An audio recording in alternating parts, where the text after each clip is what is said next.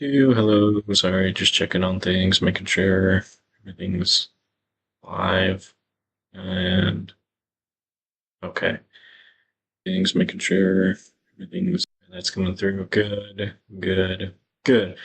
All right, doing this again. Kind of just why not? Hold on.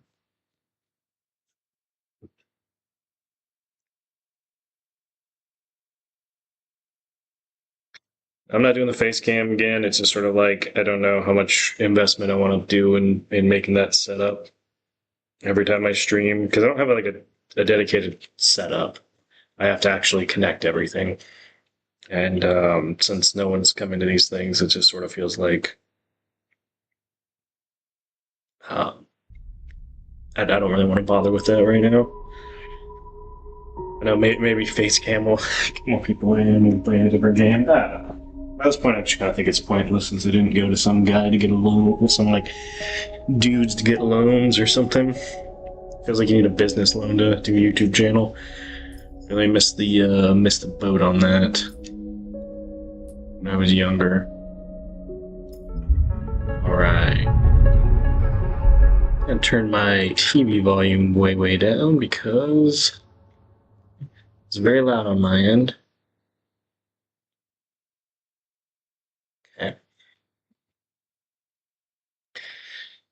Anyway, sorry if I'm coming off negative. It's been a little bit of a time, and I wanted to play this, and I'm like, I'll stream it. What else have I got to do?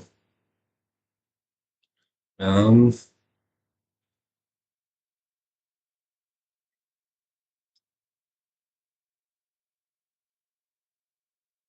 yeah, I know someone's advice would be every time I try to do something creative, I get advice. It's like, oh, you got to invest the money into like into the quality, and it's like I don't have money though. So it's a very like I don't know. It's a take that's like okay, it'd be good advice, uh,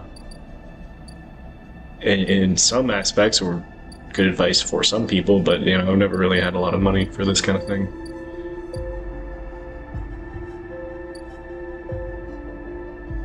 Okay, I remember I'm gonna have to start exploring the spokes. I'm just gonna go ahead and do that.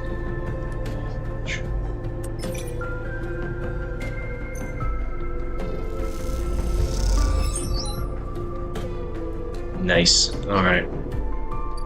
And then I'm gonna end the day because for some reason I feel like I ended the day before I left, but it didn't save that. It only saved right before that. So I actually don't even remember if I did anything with that or what, but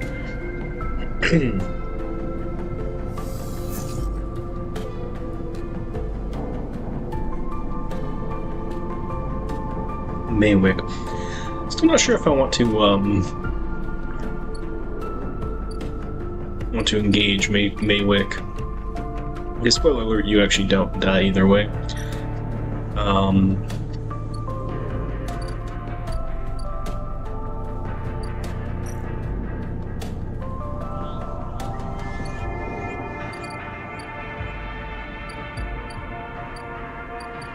Which I didn't realize. I thought it was like a game over countdown, but they do give you a way out.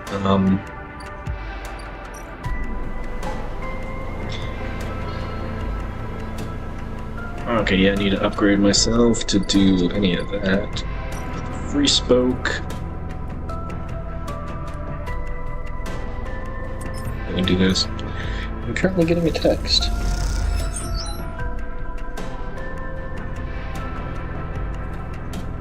Oh, it's my mom just sent me a picture of her cat just chilling. It is cute.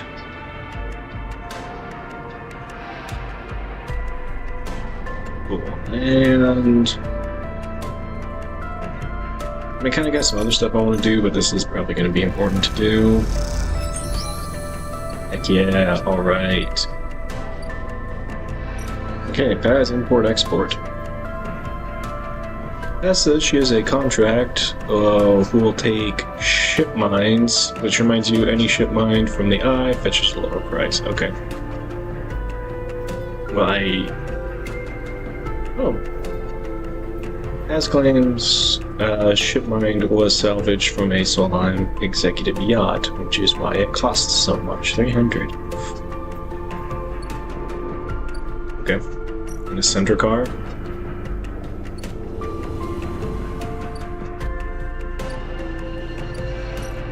Alright, the hub. Let's see what's going on.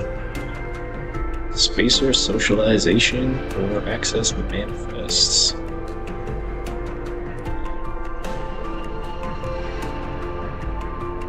I don't really want to spend all day on this, so do the Descender car. I want to make some progress on some other things. So, Abia, what does she need? Collecting tithes. You know, we'll call them that.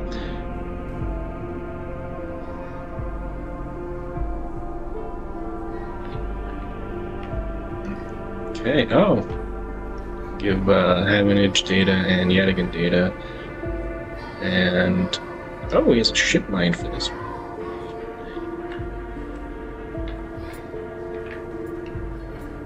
Wait, do I have 3 ship mine fragments? Hold up.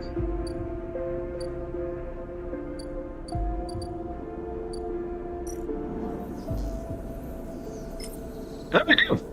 Wait, where did I... Nice. Cool. Now, going here to Ambergris, and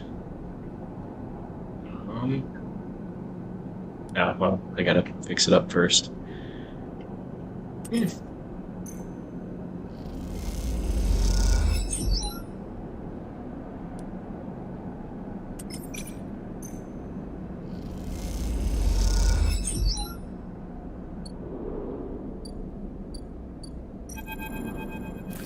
Since we've talked to Ankita.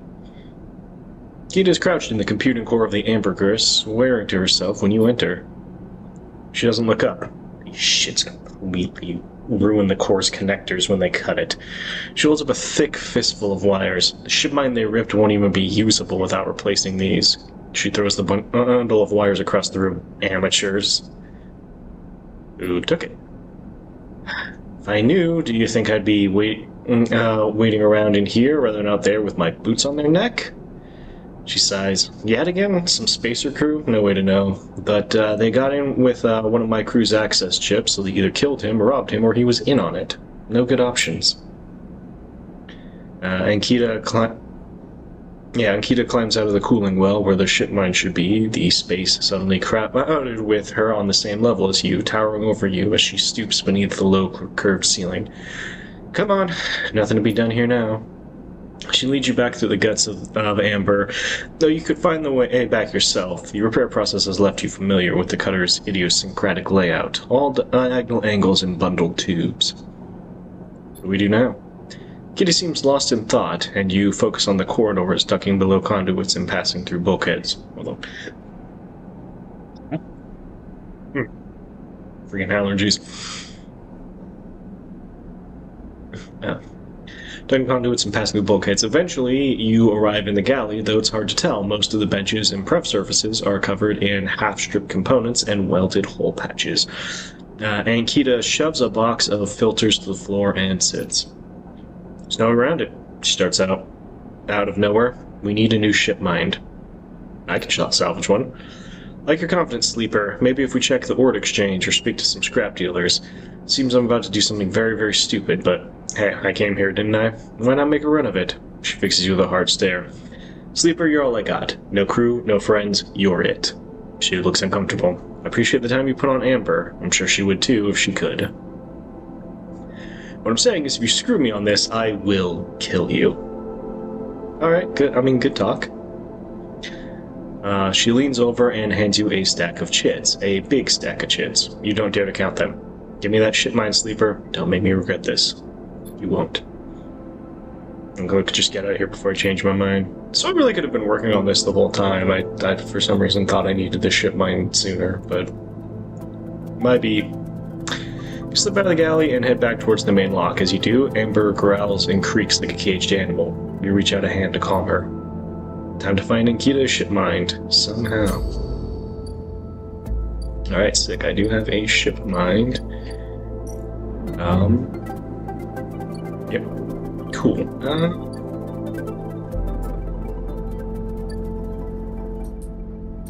Which one is it? There it is. God, why do I always forget that? Okay. How much Havenage data do I have? I have like 3, so I need 2 more.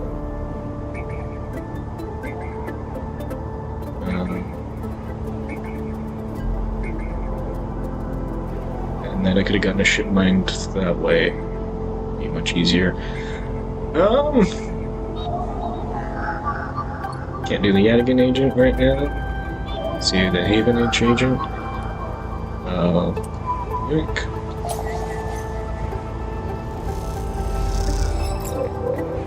One more Havenage agent.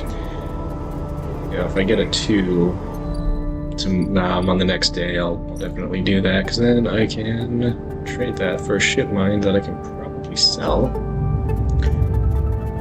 But yeah, there's multiple ways to get the ship mind. I went with buying the ship mind fragments, because that's actually kind of the cheaper one. Question mark? Oh, cool.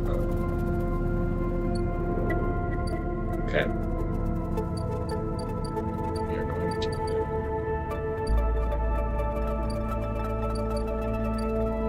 food.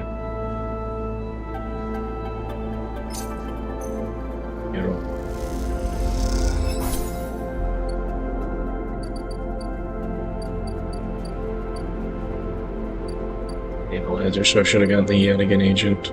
I can pay for some stabilizer though.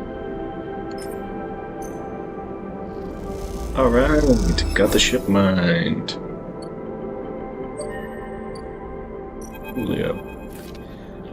You drop the ship mind core onto the galley table with an emphatic bang. Akita spins around from where she's been poring over some documents on her slate.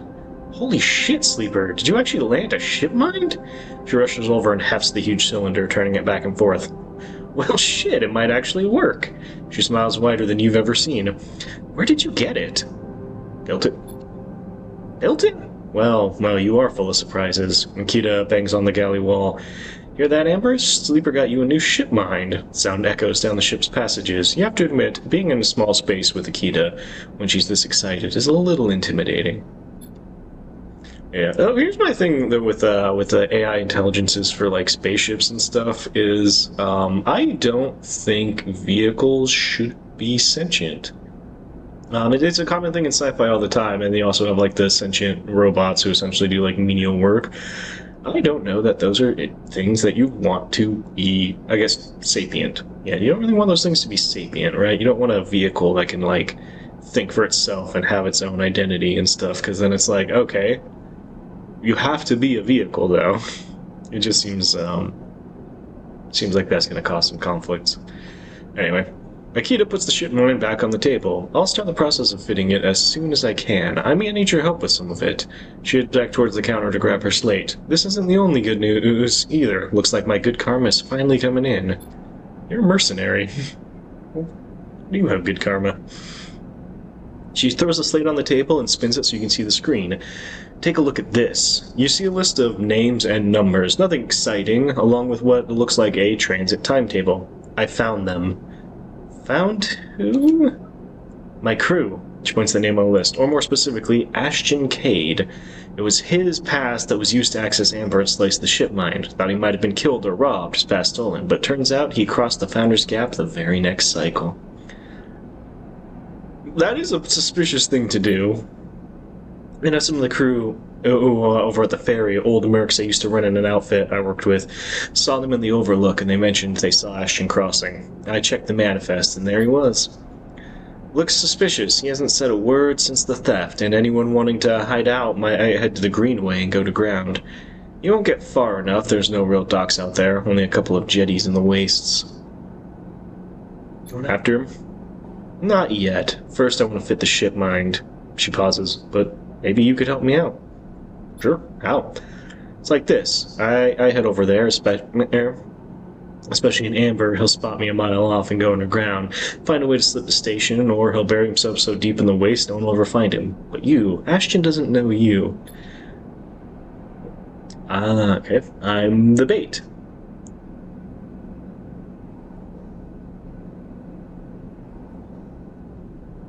Sarge taking a drink. All I need for you is to go there and sniff around. Not at the commune, not the stacks. He will have gone to the edges, the margins, the wild places. That's what Ashton likes.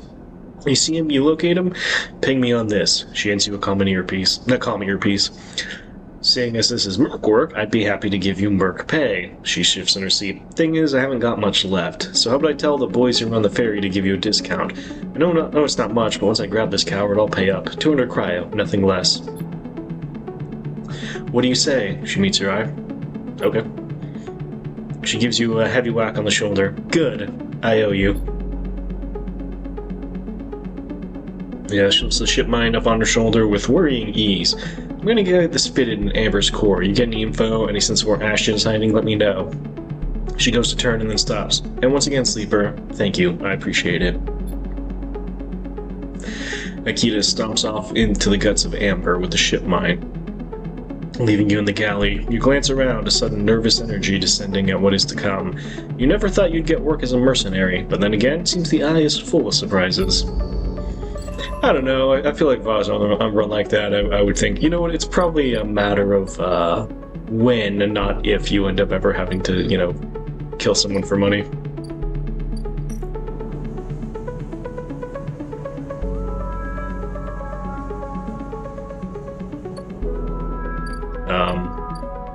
I don't know, maybe I'm just pessimistic.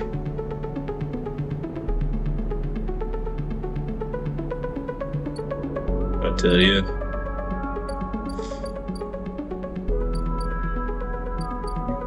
Let's see,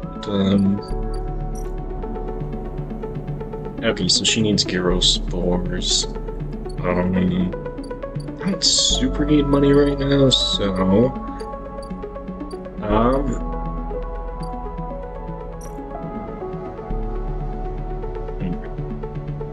Oof.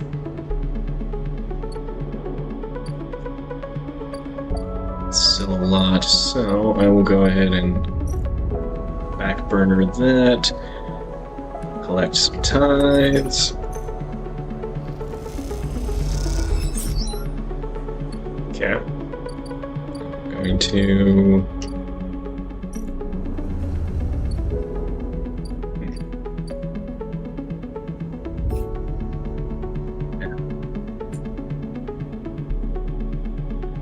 is located at a convoy facility deep in the wastes. Okay. So we need to go to the wastes. Derelict. Oh, yeah, building a house. Ashton said so. Conway and Ashton are in the wastes. Okay, Ethan's protection. Pay off his debt.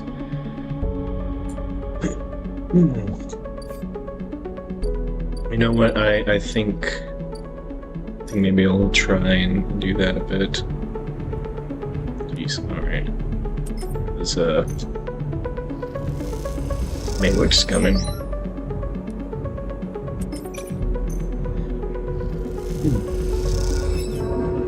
I mean, I don't really trust Ethan as far as I can throw him, so... But, I don't know.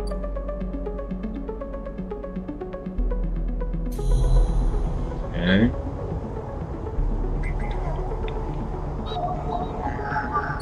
Yanigan's always one. Even. There's one.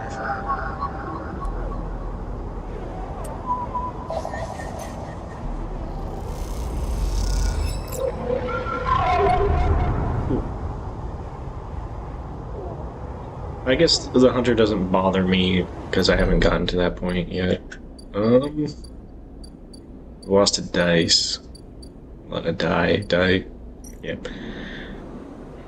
And fine, I guess I have to. I'll still have like over 200 cryo.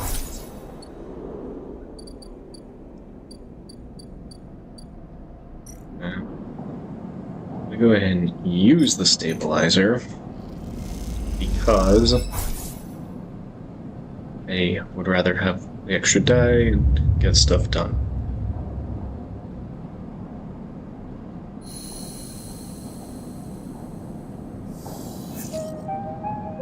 Cool. Alright, that's not bad. So what do we do? How many cycles until... Like a lot. Yeah, like a lot.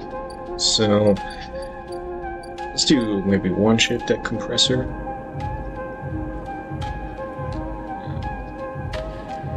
I guess still spawn.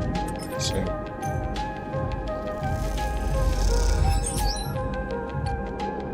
nice.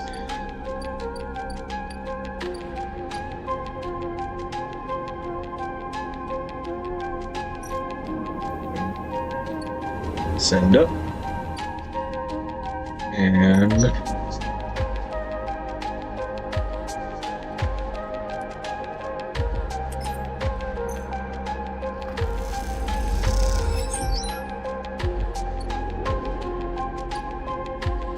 oh, and Gimbal Lounge.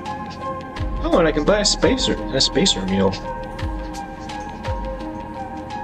A little bit pricey, but, you know, you need to eat. Cool. Alright. It's gonna be 100 cryo. You know what? I got stuff I gotta do here anyway.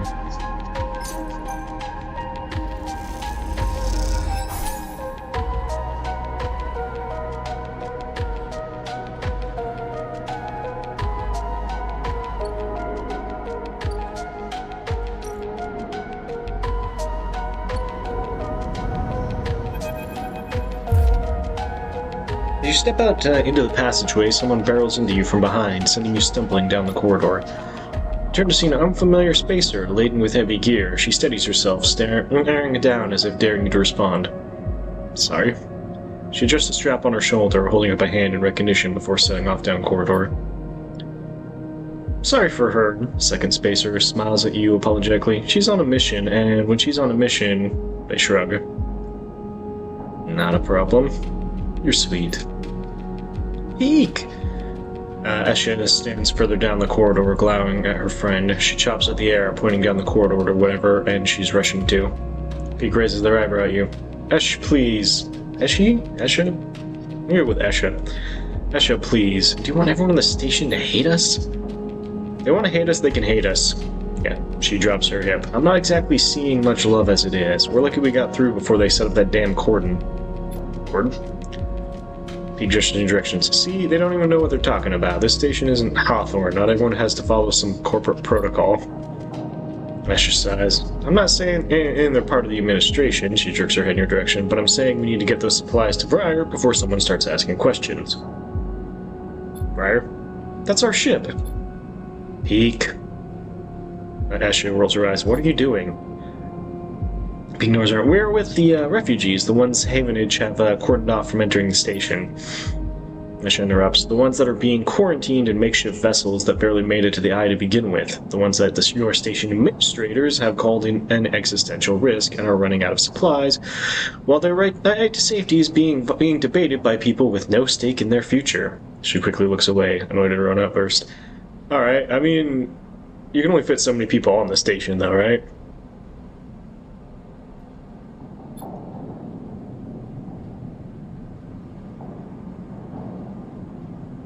Says, she's right, people are trapped out there. They turn to Esha. We understand, and this is a big problem for the Eye, hundreds of refugees and more ships turning up each cycle. Hold a hand to stop Esha interrupting, but Esha turns away, her burning anger a palpable force in close quarters of the corridor. They need supplies, and after everything they've been through, the quarantine isn't helping. That's difficult. Peek forces a smile. Peek, please. Esha gathers herself in the supplies. Esha, we need help. Just like the refugees needed us, we need others too. They smile at her. Peek turns to you. Come find us. The climbing Briar is docked in the Broken Spoke, past the Greenway and the Wastes. We have a good view of the cordon, though we are keeping our distance for now. Come help us. They squeeze her hand. Esha turns to leave, and Peek follows, waving goodbye. A moment later, Escher shouts back the corridor, "Don't bother coming empty-handed. You want to help? Show us. Bring supplies or don't come at all." I remember Escher grating on me because I get her point, but it's also like a space station does have kind of a limited amount of people who can live there. So I don't necessarily think Havenage is evil for being like, can we accommodate hundreds more people in our busted up space station? That seems to have barely enough supplies for the people who live there. Anyway. With that, they disappear around the corner, Esha picking up speed as Pete calls for her to slow down. Refugee flotilla. Where are they coming from and why now? Each time you think you begin to understand this place, something changes.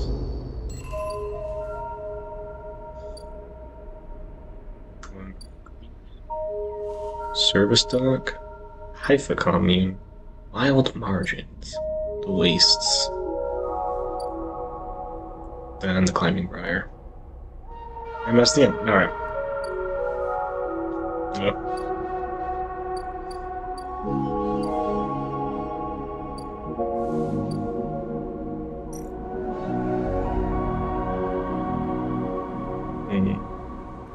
Yeah, I don't really want to.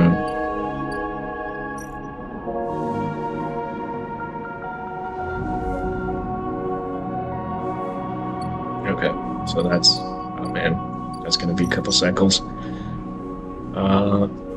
And there's the commune. I don't really want to talk to them right now. Wild margins.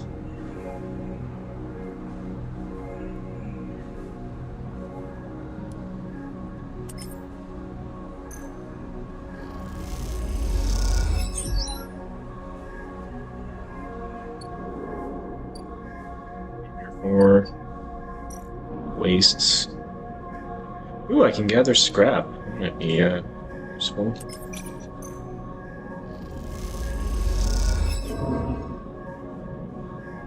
Yeah. Looks like I don't know if I got any.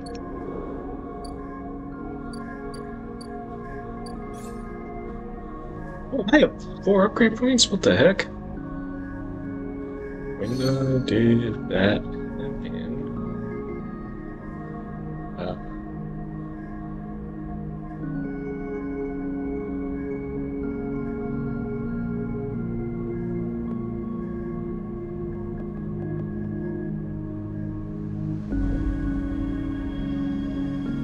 Smart intercepts, chance to gain crime on it. Oh wait, I have that. So I can spend 1 on that, and then sections display potential positive and negative. Okay.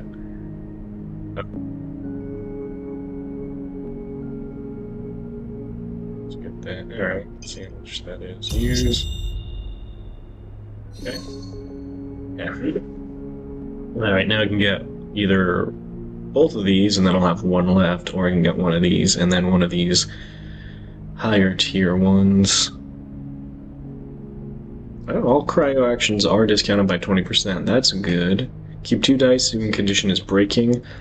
Use scrap components to repair. And then if I get this one, Icebreaker. Agent node gives double data rewards. Oh, that's super good for like farming some money. Or I can get this one in Instant Karma. Reroll all your dice. Oh, no. Yeah, we're getting that one. Reroll all your dice once per cycle. That's pretty good if you get a lot of like a really bad roll. I wouldn't use it too often, because if you have like decent dice, why push your luck? But it can be real helpful. So, all right, that's fun. Where did I get 4 points? Like, paying attention. All right. Okay, so I think I only have to pay that 100 once, so that's just like paying a lot to unlock the area. I kind of want to make some money, so...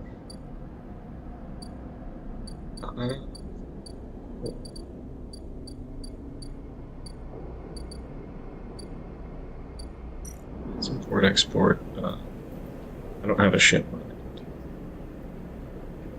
Can I get... here?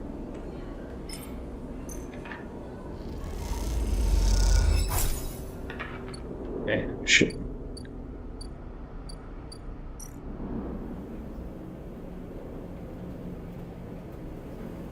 So I'll ship mine 150 cryo.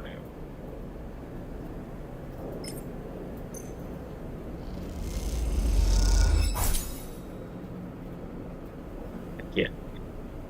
Matsutake. Phasno's a spacer who will take Matsutake out to the Starward Belt, but only in bulk. 80 cryo for 3 batches, so...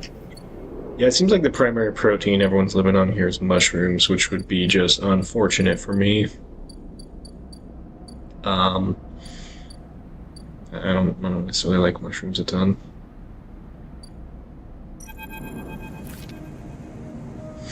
The crowds have already gathered by the time you get to the shipyard, and you recognize faces among them, people you worked alongside on the Sidereal. The intervening cycles have turned their excitement to anxiety. A few of them smile at you. Instead, the nervous energy of the crowd fills the space, creating a feedback loop of growing tension. You pick out Lem and Mina and work your way over to them, pushing through the crowd. He silently raises his eyebrows at you, his anxiety obvious, but Mina flashes you a huge smile, unaware of the tension. "But," she shouts, reaching out to you. "Hi, Mina." She waves frantically, grinning. "Quite the turnout, huh?" Lem glances around, pulling Mina close. "I don't think patience is one of this crowd's strengths." The sound of an argument towards the back catches your and Lem's attention. He is putting it lightly. This place seems set to explode. This isn't good. Lem doesn't dare answer, but look in his eyes suggests he agrees.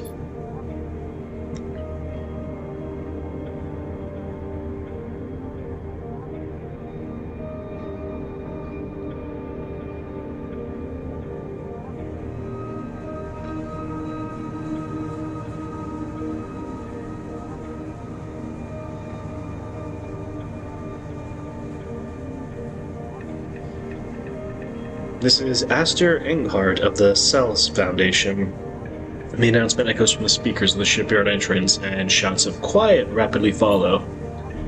"Sorry I can't be there to meet you all, and thank you on behalf of the, Sendris Celis for the work you have done on the Sidereal Horizon." Most of the crowd strains to see Asher's face, but the small display shows only a ghostly white figure, smudged and unclear. Sendra wanted me to pass on her personal thanks for your commitment to and belief in the Celis Foundation's mission. We chose the Eye for this project because we knew we would find like-minded individuals here, especially among the ranks of the venerable Havenage Association. Unlike most of the Corps, we neither believe Erland's Eye to be a threat or a rogue state, but instead an embryo for formation of a new, decentralized social structure. One where each citizen might be the master of their own destiny. A ripple of impatience runs through the crowd. They didn't come for a sermon. Yeah, like, get on with it. You're all pioneers, just like those core citizens who the Sidereal Horizon will carry in cryosleep to the planet that will become the Foundation's first frontier world, Celis 1. At the mention of the destination world, excited conversations break out among the workers. I don't know, is this more of a devil you know is better than the devil you don't know kind of situation? Like, what kind of planet is it going to be? Or is it that a planet is still superior to living on, especially if it's like an Earth-like planet, because you're not in an environment so actively hostile to life that one thing going wrong kills everyone? Moving to a space station seems like nerve-wracking, honestly. There, our citizens will be able to create their own innovative, bottom-up economic order aligned with the principles set down by Sendris Celis herself: freedom, resilience, and self-sustenance. This is all thanks to your tireless efforts in the Havenage Yards. As a reward for those efforts, you may know we are offering a select group the opportunity to join the caretakers of this vision, the staff of the Sidereal Horizon, who will maintain the vessel during its multi-decade transit through interstellar space. Lem turns to you, his eyes bright. This is it. This draw has been performed at random by the central AIs of the Foundation, and is final and binding. Please note, only licensed contractors of the Foundation are eligible for the draw. I know you've been eagerly awaiting this day. Without further delay, I will now read the Celis identification numbers of those chosen for this great honor.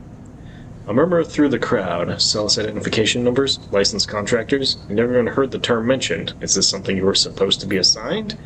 You glance at Lem, but his eyes are fixed forward, wide and shimmering. All around you, people are speaking in hushed tones like a rising wave. Aster starts reading out sequences of numbers and letters, and panic begins to set in. No one seems to know what is happening. Somewhere near the front of the crowd, someone shouts in celebration, and everyone pushes forward. Lem? Turn to see Lem still staring forward. Mina's scared as the shouts start. Daddy? Someone throws something at the entrance and rattles against the shipyard doors. And you see, for the first time, Havenage security stood on either side, scared, arguing in between themselves. You feel the anger rising in the crowd. I think we should go. Lem, let's go. He doesn't move. Just, they might call out names. I can't. Mina tugs at his dog tags. It's not happening. Lem blinks rapidly and then turns to you. He opens and closes his mouth and looks down at Mina. He sees the fear in her eyes and understands. It's time to go. Yeah. You lead Lem and Mina out, shoving people aside. As you do, you hear the sound of scuffles emerging at the front of the crowd, of metal canisters bouncing off the shipyard walls. You keep your head down and walk away, the sound of Aster reading off the ciphers echoing above the chaos like some strange mantra. When you turn to Lem, there are tear tracks running down his cheeks, and Mina is sniffing into his jacket. So I'm shutting my microphone still on because there was that one time where it kept turning off. And, I should be fine now. Oh. Yeah, Mina's sniffing your jacket. You feel the sadness rising in you, too. They screwed you. Screwed all of you. You were never even on the list. The feeling is as unpleasant as it is familiar. Yeah, they were like, we'll just not tell them that part, and then they'll work, and then we could be like, oh, well, you should have read the fine print or something. Some Blockbuster-ass bullshit. If you ever buy a warranty from Blockbuster, that shit's useless. I guess, not, yeah. No, not Blockbuster, sorry, Best Buy. Best Buy. I don't know, they're going out of business anyway. I stare ahead into the tunnels as security sirens sound out, a signal for the coming violence. Well? Was that drive failed? Alright, well...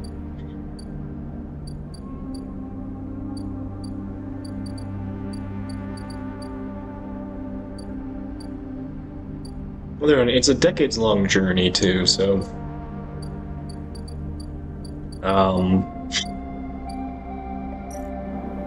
Are you even gonna live to see the planet? I guess he has Mina, though, so I think that's the thing, is that she would, you know, be in her 30s by the time that... Still young enough to start a life.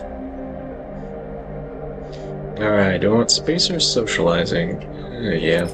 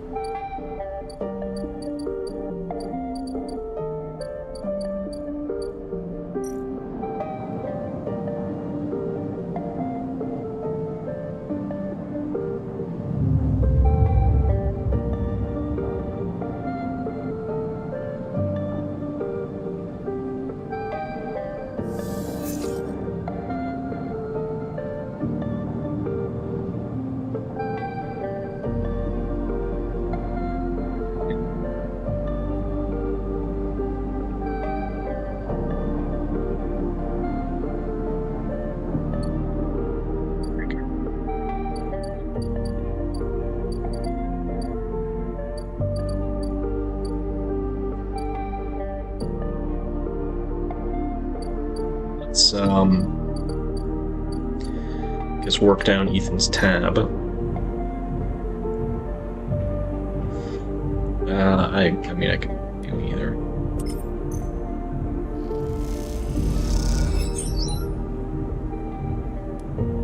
Back of house. Working double shift.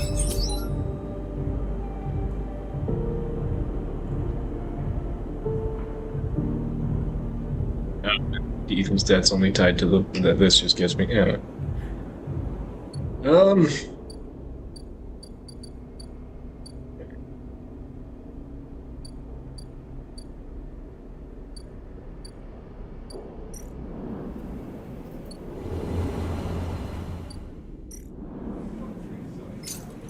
Mule.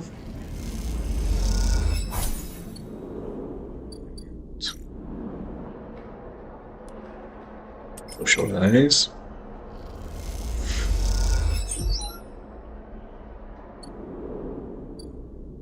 Oh, Bliss. No way, Moritz. You take those substandard filters back to the shitheels who sold you them. You hear the voice echoing out of the bay as you pass.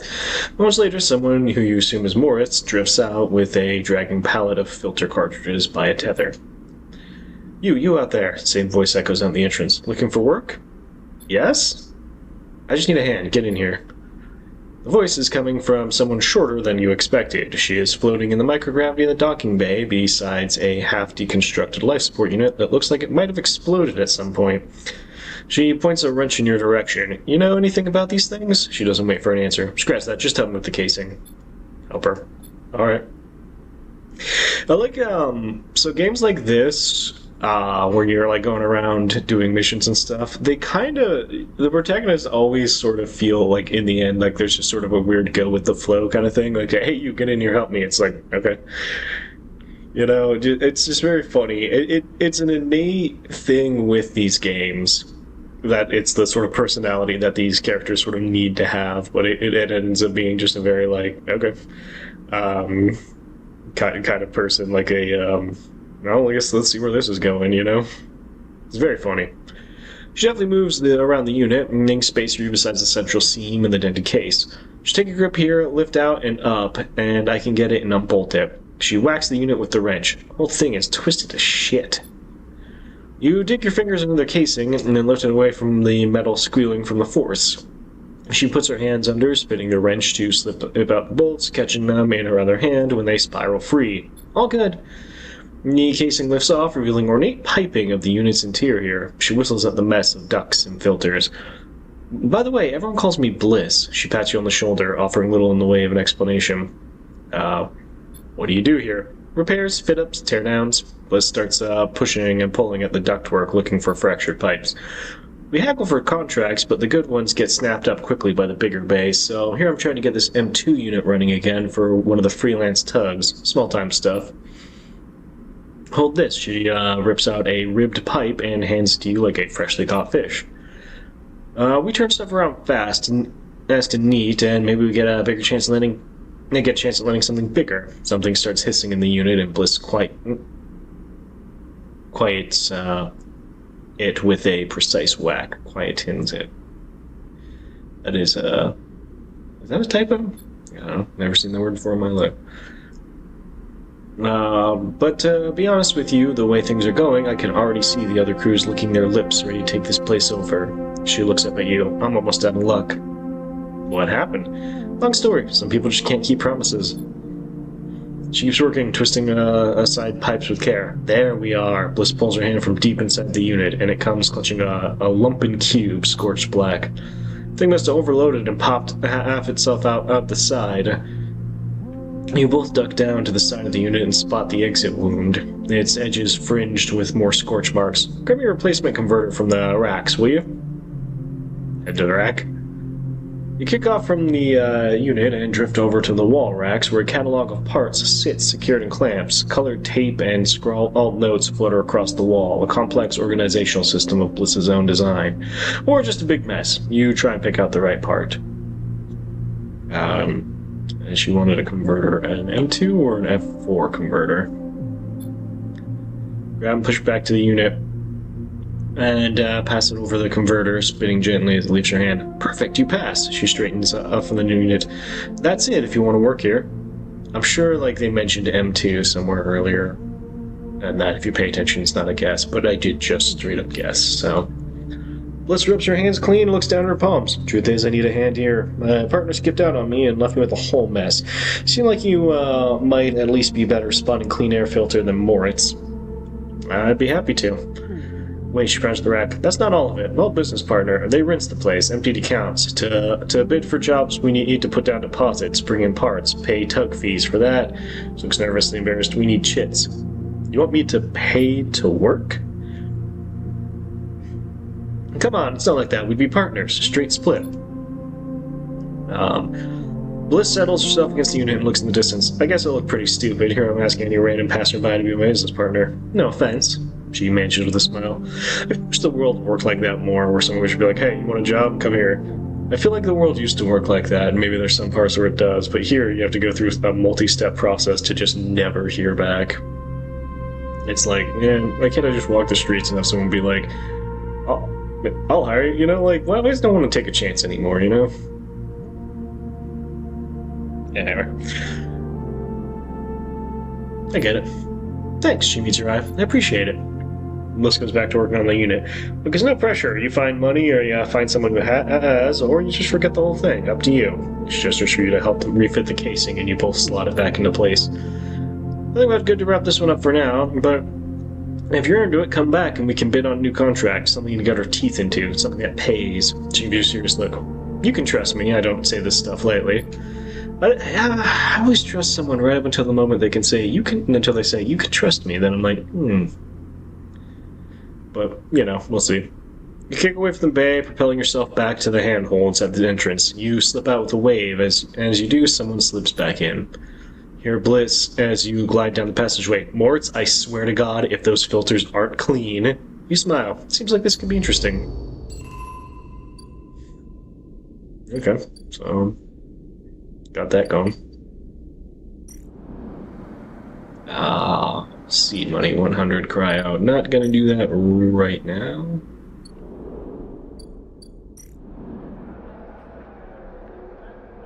Yeah, might as well try and fill it all the way. I don't really have much else. Do this cycle? Let's see. Okay, Bliss's Bay, I think, is the main one.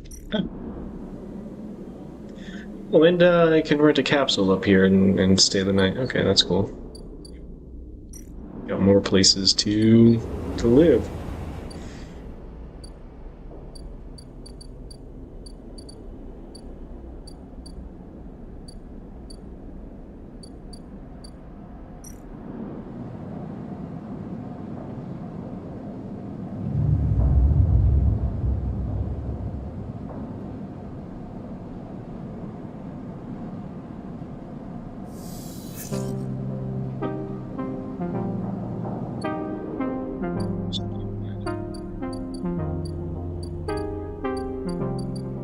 So, what am I going to do now?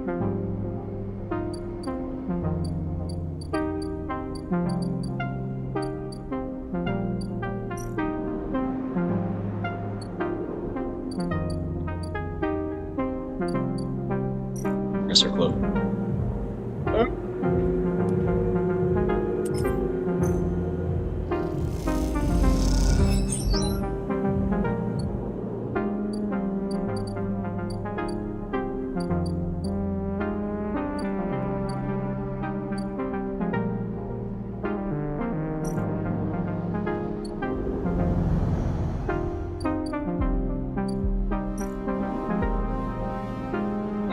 Thing is just not timely.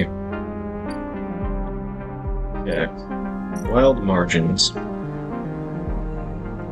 Hey, why can't I do that? Because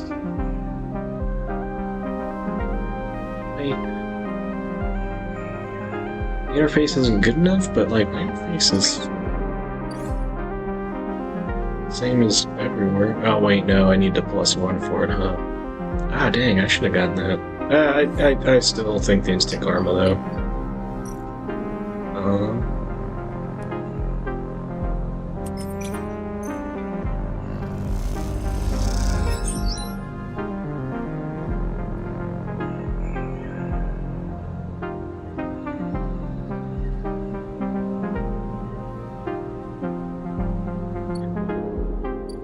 Tracking them.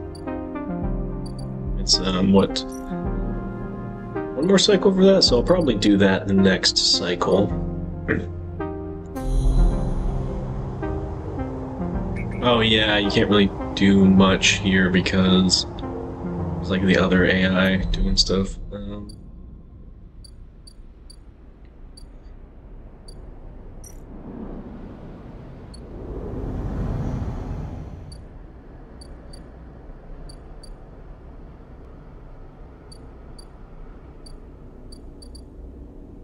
You need stabilizer, unfortunately.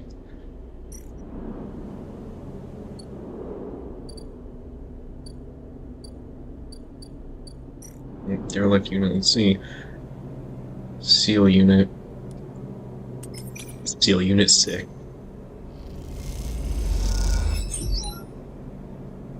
Yeah, it's a unit of seals. I guess, I don't know.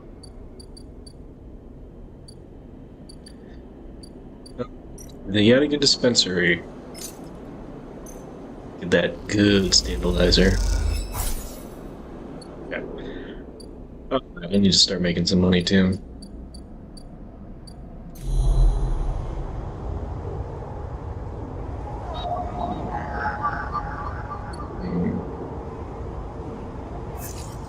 Oh, cool. Well, that doesn't help me with this, but I could do something.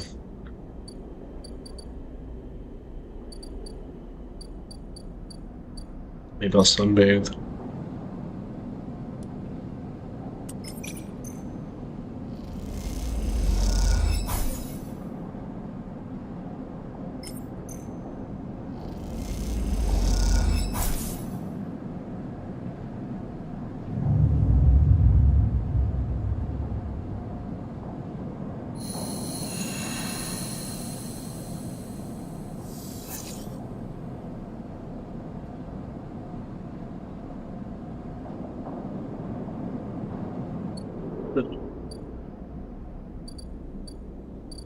Do we do... Oh, let's see Lim and Mina during. There's no answer when you buzz Lim's unit, but the door is open. You push the door and find Mina sitting in the middle of the floor playing with Bun Bun. Hi, Mina. Hi, Robot, says Mina sullenly, waving Bun's paw without looking up. Where's Daddy? And he doesn't respond. She walks Bun across the floor, narrating quietly to herself. Look around the room, it's a mess. Dishes and glasses on the side, some of Mina's clothes piled up in the corner. Mina's sitting by her bag, which is spilled out across the floor. Her drawing slate cracked and dark.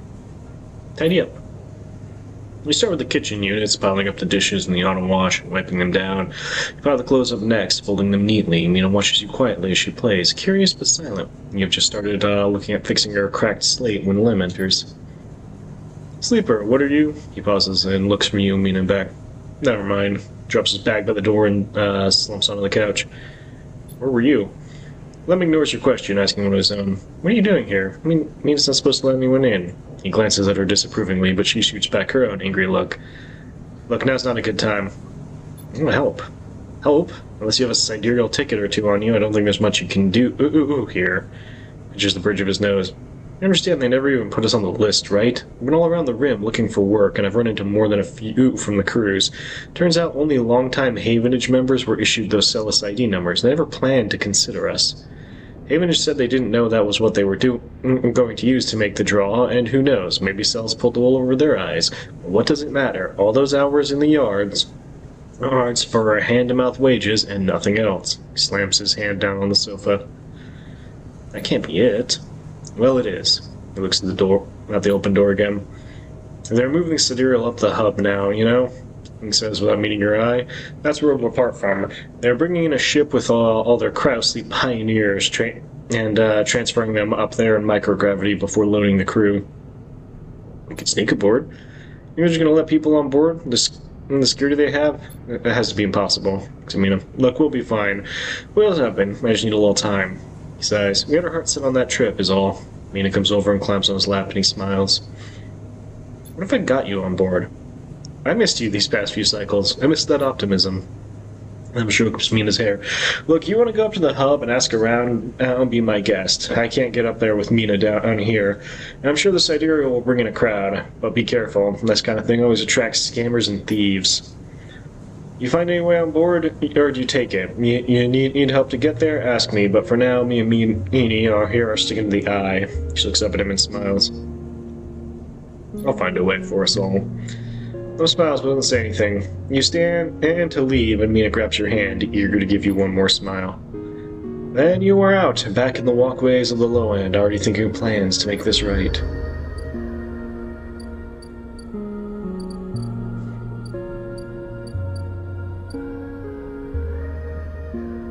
Yeah, yep, they moved the ship.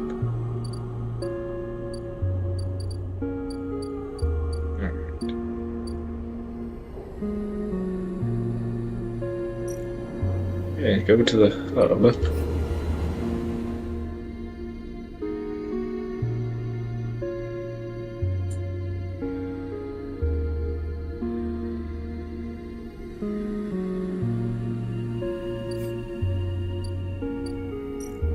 There's the sidereal dock. Scout the dock. Sidereal is being loaded and prepped.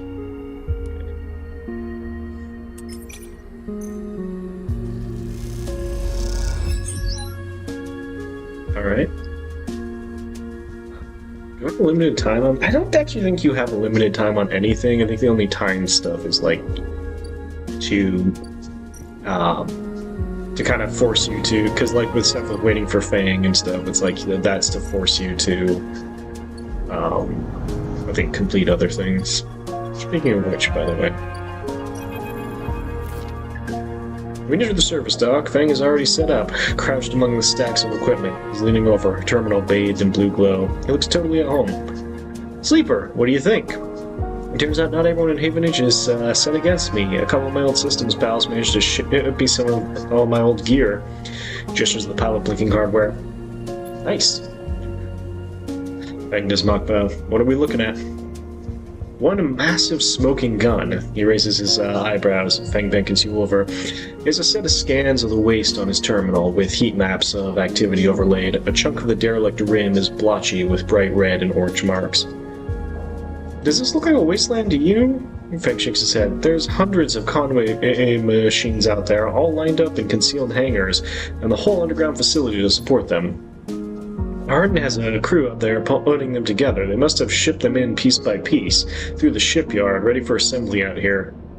Why? They're planning something. No one needs dozens of heavy-duty reclamation drones to run this kind of operation. Maybe Harden masked the whole thing as an effort to clean up the waste, but there's no way this is about pulling scrap off the eye. Fang looks worried. And why is Conway in the mix? I bet no one in Havenage knows another corporation is setting up on the station. They aren't stupid either. These scans are the best info we can get. The wastes are cut off from the eye's cloud out of networks, and the greenway is a total dark zone. No data can come in or out. We can't hack them? We can't from here. He turns and winks. That's why I'm going to pay them a visit. Too risky. You forget, Havenage come in and out of their all cycle. I should be able to get in as long as no one I know sees me. He grimaces playfully. But I need you on the outside to help disable security systems and cut me a pathway through. There's no cloud access, but I can get inside and open up nodes in their network, and we can work in tandem. There's a massive facility buried deep down there, miles of corridor and ventways wrapped around cargo bays and hangars, so it'll take more than a few cycles to work through it. But as long as you can keep them off my back, I know I can rip what we need out of here. Pulls a handful of ripper worms from his pocket and hands them to you. These are the last of my little helpers. I managed to salvage, so make them count. I modified them slightly. This time they'll feed their data threads back into the system and that they are tunneling into, creating a nasty little feedback loop. We run it just like we did with the agents, hack the nodes. I ping up location for those security systems, then slot the worms in those systems and let them go to town. Puts a fuzzy silhouette of the buried facility on the terminal. Here's the entryway. This is where you can get access and slot the first worm, and that'll fry their perimeter systems and get me past the first cordon. What I need from you is to keep your eyes on the facility after you kick things off. You see me pop up security systems, a server bank. You need me pop up a security system, a server bank. You need to break in and slot a ripper to disable as soon as you can. If I don't, then gives you a hard look. You miss a system, you wait too long, and they're going to find me, simple as that. Claps you on the shoulder. I need you focused on this one, so I'm going to let you fire the starting gun. I won't go until you slot that first worm. I'll leave a tracker running in the terminal here, so come back here if you want to see my progress. Affectionately past the top of the screen. Got it. Don't worry, you can run rings around their protocols. I've seen it. It's all in place. You just need to make your own preparations and then slot that worm. Stretches. Just don't wait too long. I'm getting bored of all this sneaking around. Once I'm inside, I've got the proof we need to end this whole thing, no matter what. He crouches to check the terminal. We can't take longer than 6 cycles on this thing, remember that. He stands up. Oh, one last thing, lowers his voice. If I get caught, or you can't reach me, or we run out of time, there's one thing I need you to do. I need you to delete my browser history. What Take whatever I've managed to pull on that point, all the data, and you slot that stuff straight into the relay I've set up here. He points to a pile of servers and terminals hooked into the dock with cables thick as your arm. I repurposed the dock's SDS broadcast system to beam out whatever you put in it. Anyone with a terminal, slater, or server on the eye will see it. That means Havenage, yet again the hub, everyone. No matter what, Hardin isn't sneaking away this time. He grins. I get a bit more to do here, but the moment you slot that first worm, I'll make my move. He gives you a parting smile and turns back to the terminal. The nerves hit as you make your way out of the service dock. Time to prepare yourself. Okay.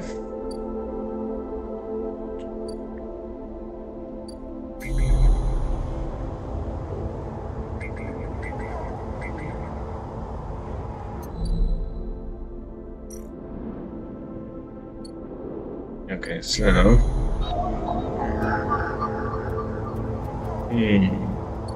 Okay. You need to get it done in 6 cycles.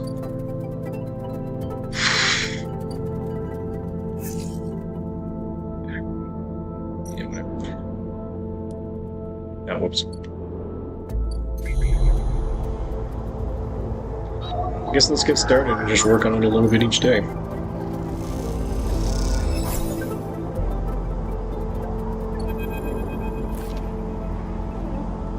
Not slot the worm, a thread jumps up out of the facility. It unspools in front of you, releasing its data like ink and water.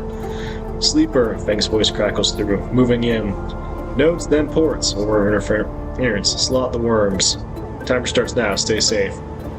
The thread dissipates. You're on your own now. Okay, nodes, then ports.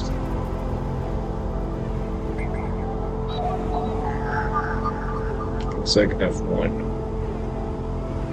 This node is linked to the outer security layer. I must be struggling to get through.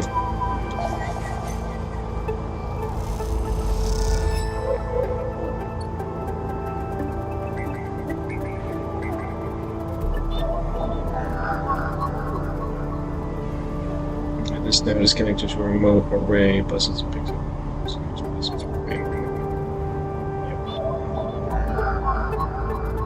This first layer of security, a ring of doors around the central facility. Time to open them up.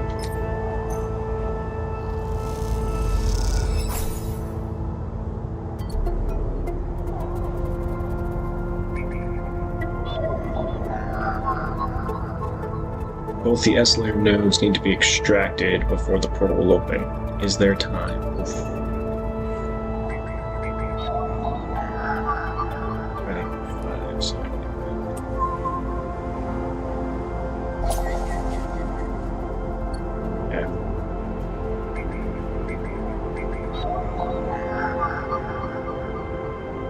Spend an interface over that. But I've done that. Okay, well, we've done as much as we can, I guess. Time to just come back tomorrow.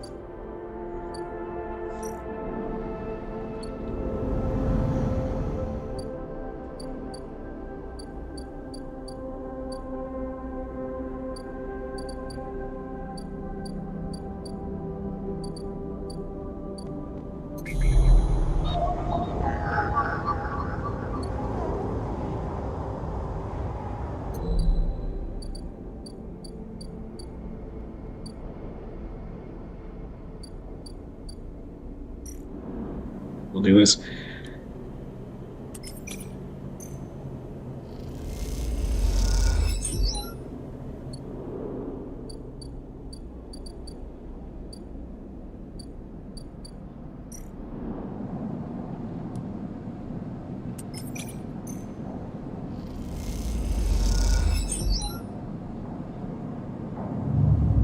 Cycle.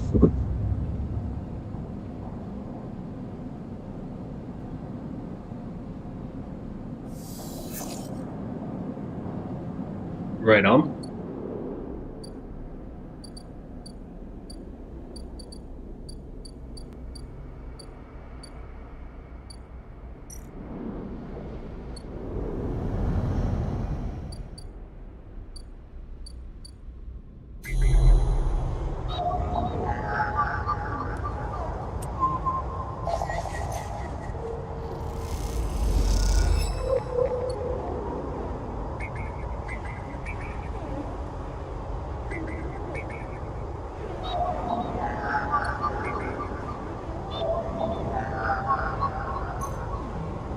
get this thing last time. Alright.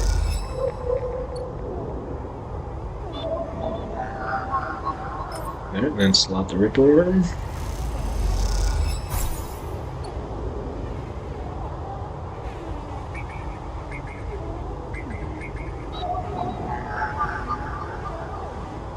Consec times 1. Snow would be deep buried in the waste. This will be the final security layer. Hold on, Fang.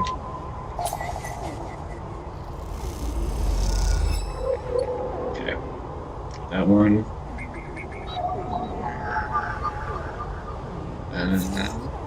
Okay. Good. See, that instant karma did come in handy. That was the right choice.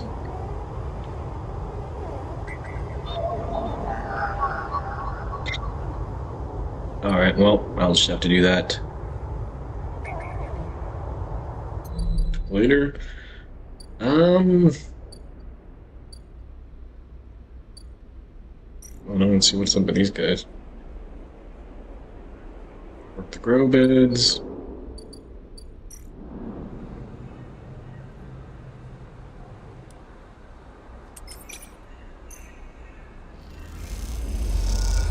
We'll track Ashton down.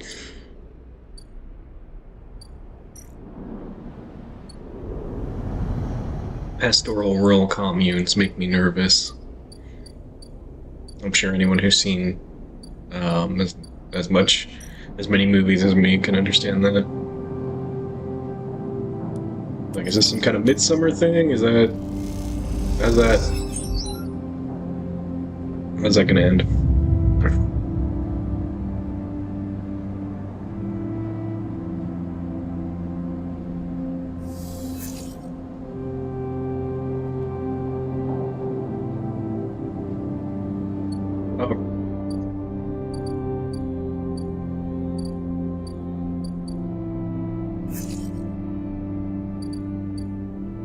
Did we need a 6? Or did we need a 5? We needed a 5 or 6, I'm pretty sure. Though, I should have gone and checked before I did that, but we'll see. We'll see if I have screwed myself, which will not be the very first time I've done that in this game. Nope, we did need a 6, okay.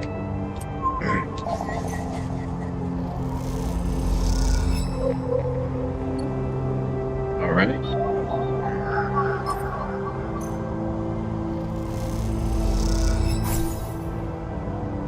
Sick. Thread from this facility cuts through the cloud like a hairline crack of light. That's it. The final layer of security broken. Somewhere buried in the depths of this station, Feng is in control. He's slicing into the camera control circuit and piping out the results. The thread flickers and unravels into an image, a scene, 2 figures in a room, one sat, pacing. The pacing figure resolves into Hardin, the unmistakable superior posture, the shock of gray hair. The just general dickishness. The second figure's features don't seem to resolve. They are vague, unformed. A problem with the data, perhaps? You look closer. Then you see it. The figure's a proxy, perhaps you should have expected from Conway, a corporation whose very existence is owed to automation. The proxy's machine designed to be piloted by remote connection. Someone elsewhere in the system puppeteering it with their own body, speaking so it may speak. The proxy sits impassively, or the Conway executive that is piloting them does, from the distant safety of some ship or orbital colony, perhaps. Batteries low. We can move forward, there's no doubt, Hardin is saying. The reclamation teams are almost ready, and after that I will make the declaration. Nothing has to change. Proxy leans forward, its movements stilted, uneven, as if its body was being refracted through water. But things must change, Hardin. We need further assurances. I have been informed of a breach in one of the closed networks in the low end. You have been careless. Hardin waves the accusation away. We've been stretched. A breach was detected, yes, but no data of value was lost. Our board is concerned, Hardin. A drop in our value would be unwelcome at this time. The proxy leans back, its posture dominant. If the reclamation of I don't know what that letter is. 1 is contested, we could be drawn into a compromising legal position. Arden approaches the proxy. There will be no contest, not from Solheim, who cannot muster a defense, not from Havenage, who will fall into line below me. And he crouches in front of the seated figure, eye to eye. All the people of the station, refugees, gangs, spacers, all either opportunists or degenerates. My kind of people. Havenage is no longer strong, no longer united. No one here believes in Erlin's vision, nor has the strength to enact it. I sat across from him at the negotiating table. He was forceful, eager, weakened by his ideological convictions, perhaps, but a great man nonetheless. This place no longer deserves to bear his name. The eye is crippled. It cannot survive. It is a ruin filled with squatters and outlaws. They will be lucky if it still spins in 100 cycles. Arden stands. You will move forward with the reclamation, because otherwise you will lose your advantage in the system. Without your advantage, you lose claims on the remaining palladium. Without the palladium, your factories will go dark. He pauses. Do I need to continue? One moment, comes the response from the proxy. His head drips to his chest. Arden steps back and paces once more, awaiting the discussion taking place elsewhere in the system. Watch Harden as he paces, as he considers his future. What goes on within a mind like that? The mind of a man who would burn all to ground for a path to some imagined golden end.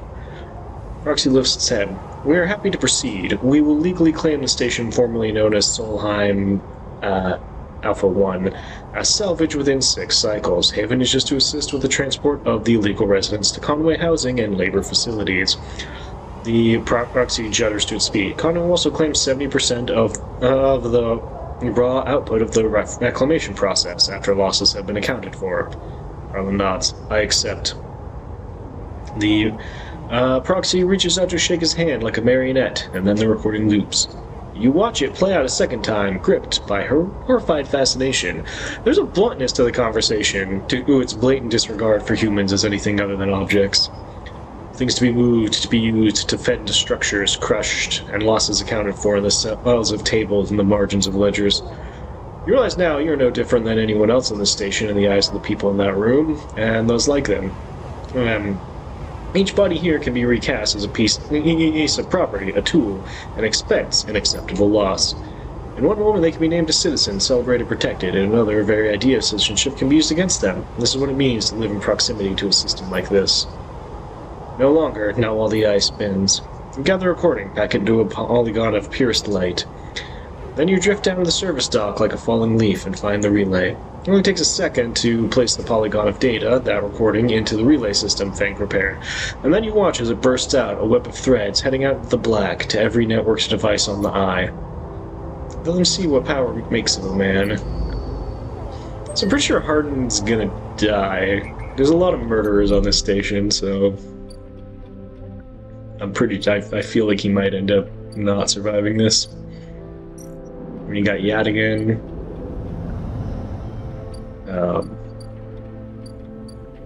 Yadigan. Okay. What next?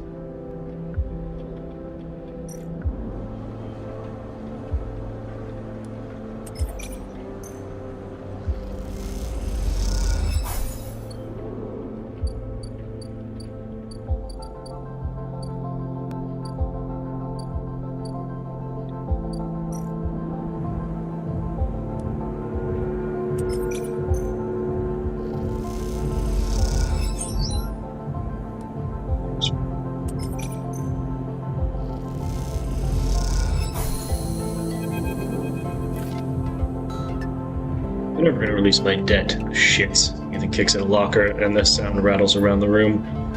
Ethan paces around the small room, swearing to himself. You watch him from the locker room bench. Calm down, they'll do it. Ethan laughs. There's no way. He spits on the floor, an old habit. I like having sniveling little shits like us work in their club. He saves on the overhead, and they get to boss us around. Kicks the locker again and swears. What'd they say? Some shit about getting back to me. I swear to God, these are the most straight-edge gangsters I've ever seen. He laughs at his own joke. I do like the idea of like someone in a gang just being like, we're gonna get back to you on that one. Would you like having a board meeting? The Yakuza are apparently kind of like that. They're very corporate. I can't do it. I can't spend another shift stopping spacers, bringing nail guns into the club, reporting endless shots of gear all for ignorant Havenage work crews. So Locker again, threatening it with a final kick. I mean it. And go up there and shoot every single one of those shits. Makes a finger gun. Hold on. Don't get all excited. I haven't got my gun, remember? But you know, Sleeper, it's not a bad idea you have there. I didn't have an idea. I don't mean shooting up the place, I mean getting the gun, he says by you on the bench. Think about it. What am I supposed to do when May gets here? Shout him down? I need that gun. Do you want me to keep my end of the deal? It's simple. An explosive personality for distraction on the front. He places the hand on his own chest. A sneaky sleeper to go in the back. He pats your chest. Oh, what about the debt? We've done our time, and the wounds they've faded. If they don't notice us take the gun, they'll never know it's gone. Plus, he stands up. After my distraction, they'll be happy to see the back of me. Or they'll want you dead even more. Either works, at least I'd never have to see the inside of this shithole again. Gives the locker one last kick, for good luck. Let me know when you want to do this, then we both move as one and meet up in the Bright Market after. But don't take too long, or I really will shoot this place up. You know I'll do it. Alright. So, I'm gonna engage. I'm gonna engage, but obviously I'm not gonna get it on one, so let's...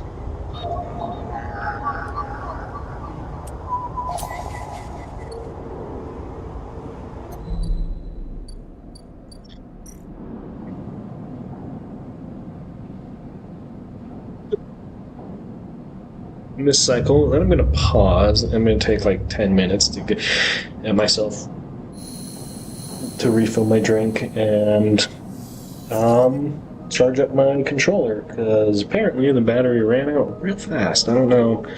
It seemed like it was fully charged when I checked it last, but yeah.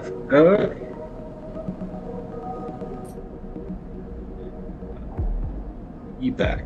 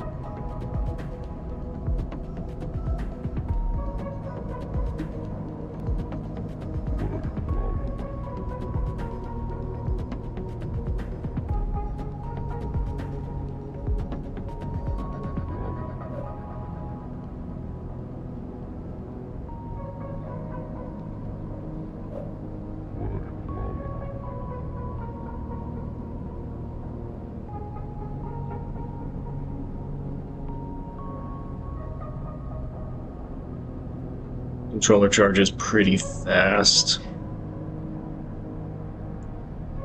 So, back at it.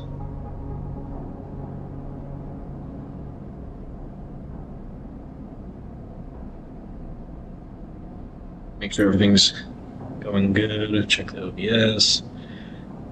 Yep. Cool.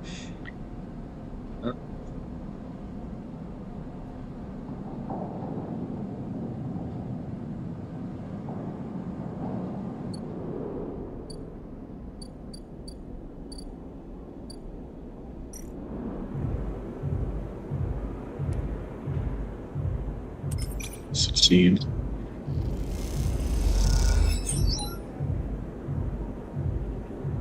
We got the gun. The gun tucks safely into a pocket. You work your way down the stairs and lead up to the office. Doorman passes you and exchange nods. It seems like you're in the clear. You hurry up, eager to get up before anyone spots anything. As you come down the main stairway in the front of the club, you see Ethan entering. There's a dark look in his eyes which troubles you. He's reaching into a pocket of his coat, slowly, carefully. You catch his eye and raises his eyebrow. You shake your head. A long pause, then he nods and turns around, walking back out of the club. You exhale, not realizing you were holding your breath. And you are out, without a single shout, without anyone noticing you. You meet Ethan around the corner on a quiet, bright market walkway.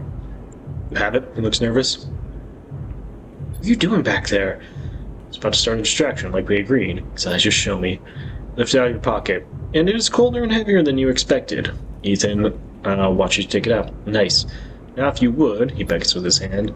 Memory jumps into your mind of Ethan in the compressor, hands out, asking for his gun back. Memory followed by a memory of a sharp and dizzying pain. You flinch.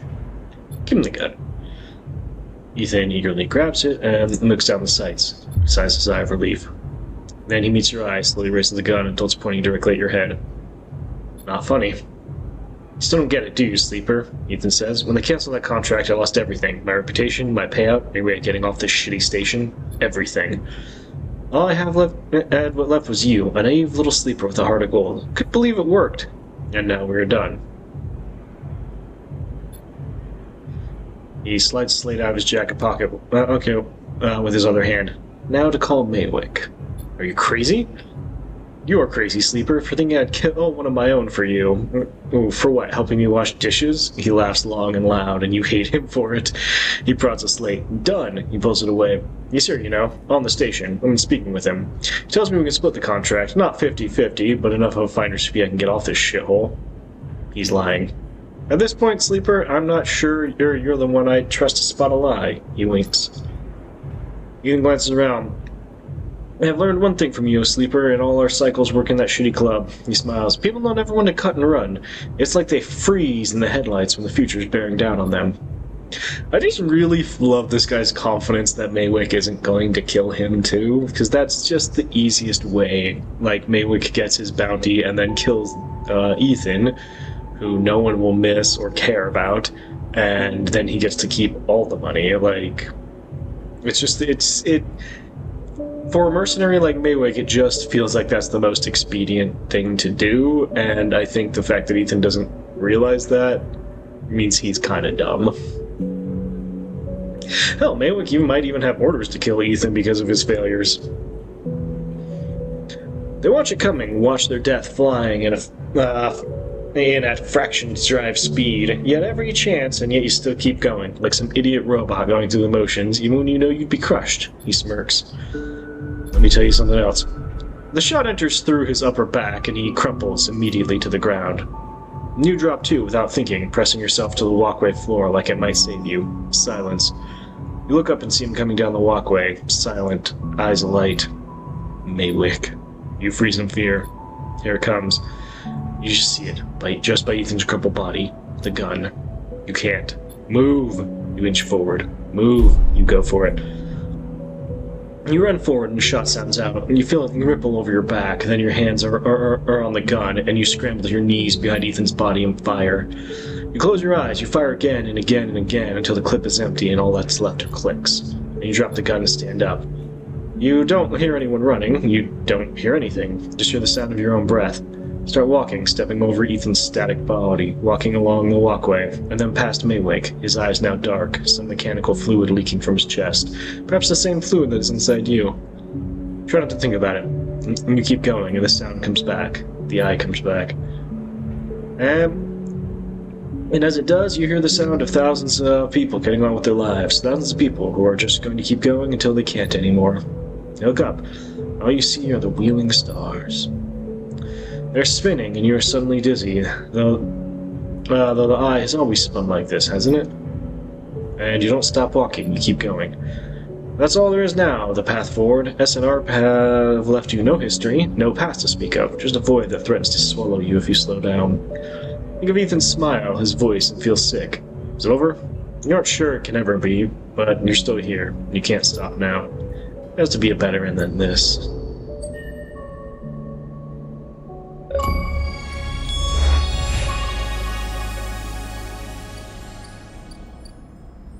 Witnessed a lifetime of bad decisions catching up with someone. That's hilarious.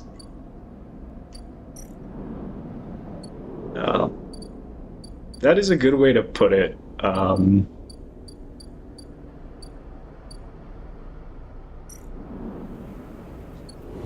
it looks like I wasn't too hurt. That's good.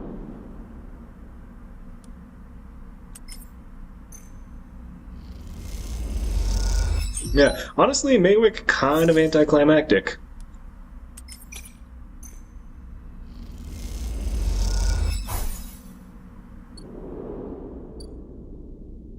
But I mean, I guess it's realistic, you know, because you watch like action movies and nowadays, and like every character's like some like diamond-plated badass who can get out of any situation.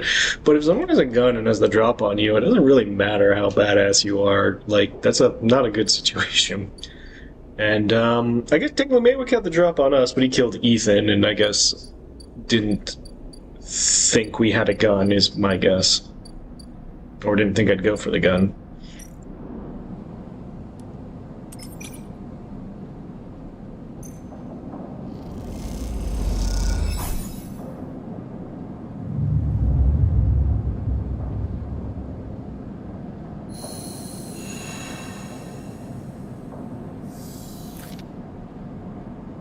You wake from dreams of Maywick's amber eyes floating in a pool of dark fluid. It was difficult to get sleep, and you suspect this isn't about to change anytime soon. Not for what happened. But you also feel something else. You get up, thumb the power stove of the stove, and begin to boil water like every morning. Feel something has lifted. Something has been hanging over you since you arrived on this station. Try not to think too hard about it, to question it, and just let that lightness stay. Let it settle as you go through your routines. Your hope is that if you don't focus on it, don't look directly at it, it won't get scared and leave you. That lightness will stay for this cycle and another and another. Because after all that's happened, a little lightness would be nice. Alright. Cool, so we got Fang. I guess let's finish up with him. And 2 points! Yes! So I guess when you complete drives, I can give you points. Yeah, we're gonna just do that. And yep, I need 2 upgrade points for each of these. I really want self-repair, because that is extremely helpful. +2 to intuit, or also get aggressive haggler. These are all, I mean, they're all helpful abilities. You just kind of have to figure it out. Fang grins at you as the bay door slides open. Above, in the rest of the building, people are busy, frightened. They speak in hushed tones and organize endless meeting after endless meeting. Havenage have avoided a full-blown crisis for now, but change is coming. Fang is in good spirits and bubbles you inside before you have a chance to greet him. That was the slickest operation the station has seen, he hugs you firmly. You made my job easy. He shakes you by the shoulders. I'm so proud. And he smiles. I gotta watch the cameras as the Havenage security that weren't in on it assaulted the station. Fang smiled. One of them straight up whacked Hardin with their pistol. It was beautiful. He got pistol whipped. Awesome.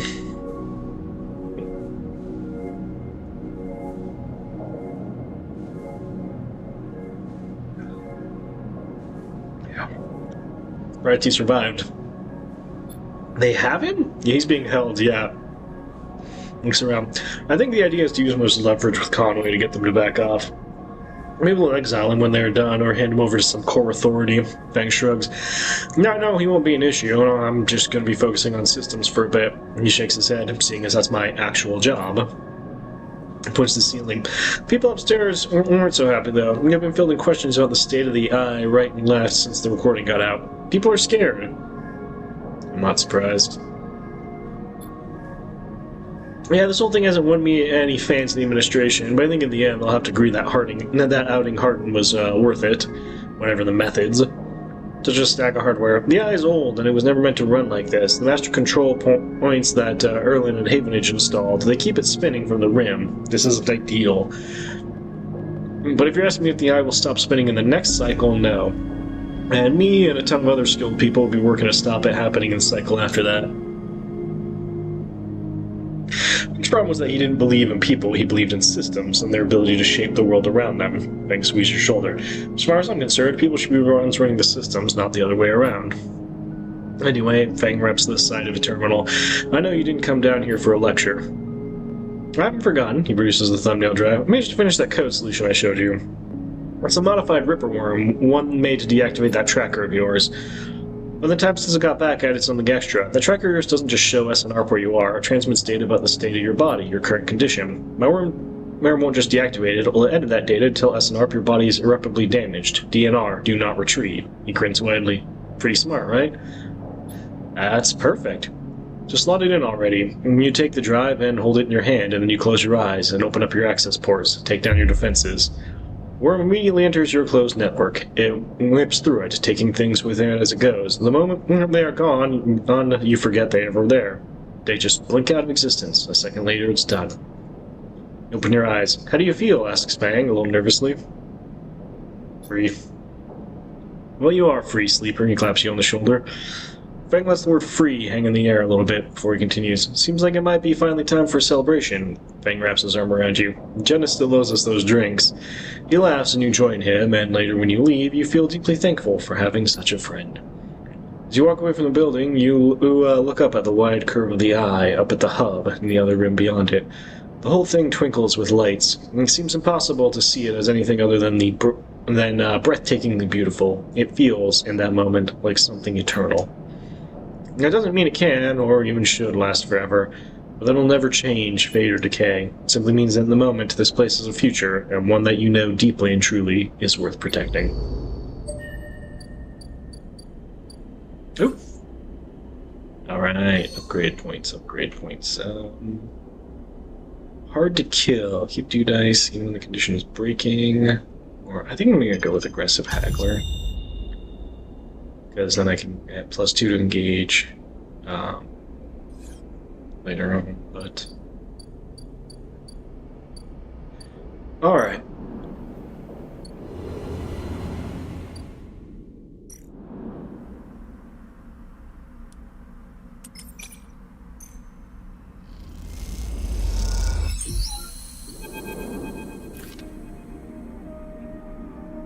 Good though achievement, isn't she? Sandra Celis must be so proud. You recognize the resonating voice of Castor immediately and turn to see him hooded and tucked in the shadows near the viewing platform. Castor, I see you remember our game. Good. He looks around, but the platform is clear. I'm afraid you'll have to wait for a rematch. Microgravity makes Tavla difficult. He smiles broadly. Castor walks out to stand beside you on the platform. A telltale clunk of magnetic boots accompanies his slow crossing. He notices you looking at them. I don't much like it up here, he explains.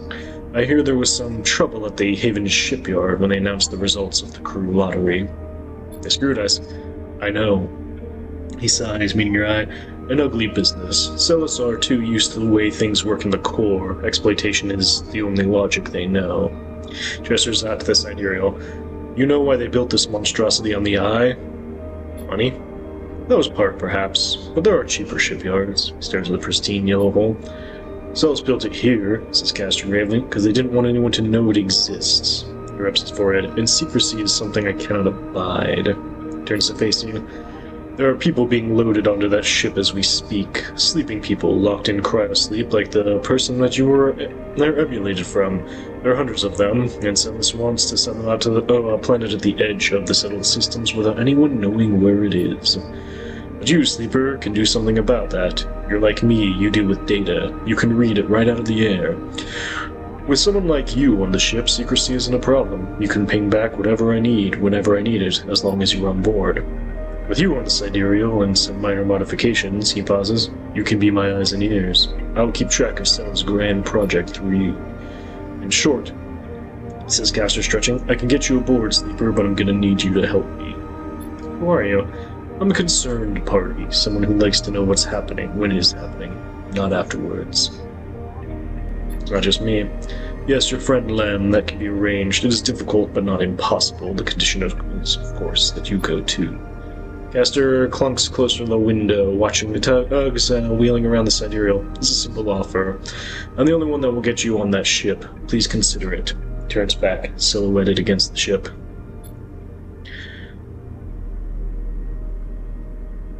But to make it happen, I need your assistance, as I said. There's a Celis Foundation ship docked in the now empty shipyard. I need the data from its servers.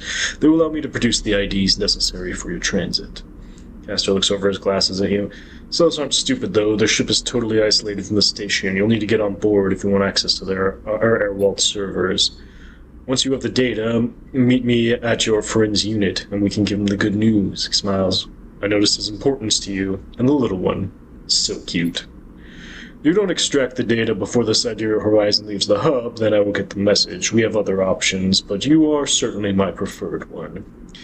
Be sure when you act, Sleeper. Once you take the data from Celis, you'll set off a series of events that will likely be hard for you to untangle yourself from. Either way, I recommend you stop asking around here. You are bringing a lot of attention to yourself. Caster glances around as if to emphasize his point. There are only a handful of cycles until departure, Sleeper. Make your decision. With that, Caster marches off the platform, the sound of mag boots fading away, leaving you to contemplate the Sidereal Horizon and the part it may play in your future. So I kind of want to, because there's like multiple endings where you can get off the station, I kind of want to go through the whole game to the main ending.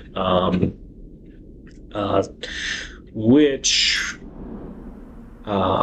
means I either have to figure out how to get Lem on board, or I can't actually remember how this arc ends with Lem, like if he gets to go, if there's a way for him to go and I don't.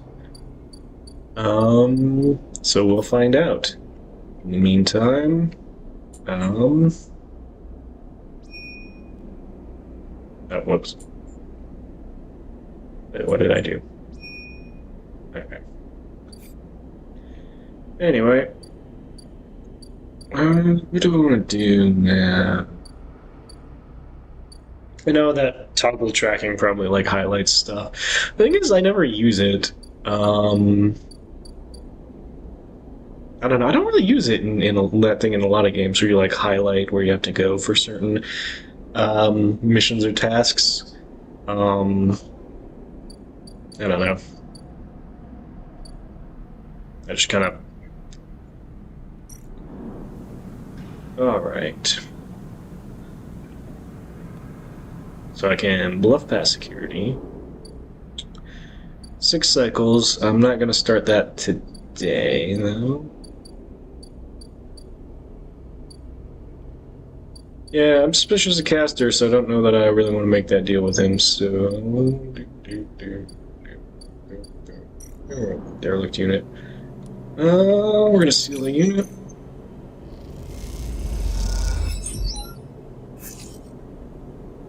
Okay, well... do I have any money? A bit.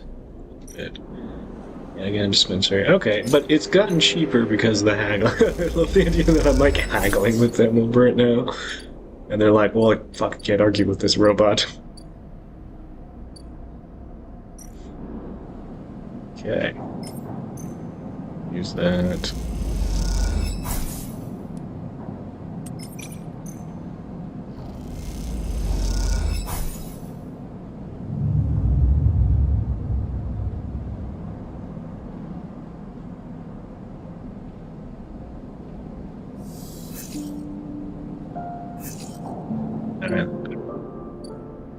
I got 2 1s, but that's better.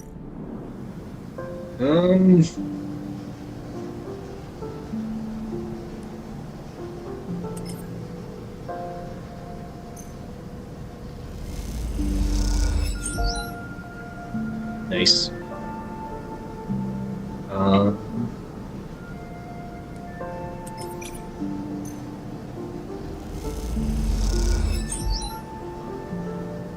Yeah.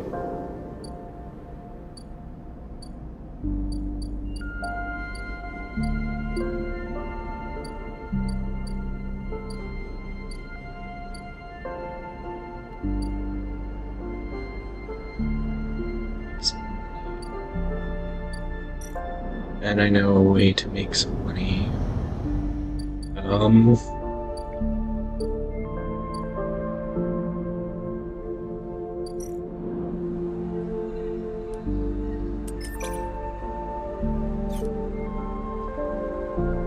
also search for signals. Yeah, whatever. Same bit of each. Nice, got him. Alright. The trail ahead extends deep into the overgrown section of the Greenway. This far end of the ring, where the long, lazy curve of the Greenway becomes the shattered landscape of the waste, things are oddly quiet. Ahead stands a vast farm stack broken from its access by rust or force and lying amongst the overgrown landscape like an ancient temple. It's stained with moss and algae, flows of green running from its broken tanks like a frozen brackish tide. This is where Ashton is hiding, you're pretty sure. All your intuition points you to the shadows beneath the collapsed superstructure. Your Rollicom headset Akita gave you to your palm. I'm gonna call her, because I'm definitely not gonna go alone to do this. Slip the headset in your ear and fizzles with static. After a few moments, you hear Akita. Sleeper, have you located the target? Doubt enters your mind. Can you be sure he's there? Yes. Copy, hold tight until I get there. Static cuts out, and channel dead. Look, I'm pretty sure we found him. I'm not going to check alone and risk getting jumped.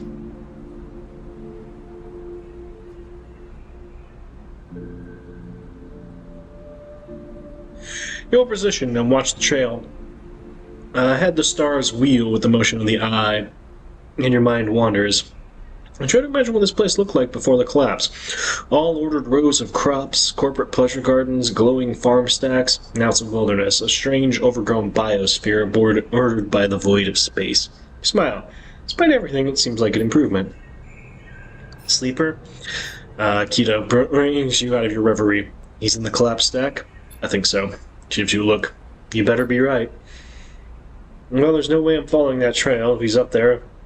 Hell am eyes on that for sure. She glances across the landscape. Let's keep to the undergrowth, work our way around. She heads towards the central spine of the Greenway, with you following close behind.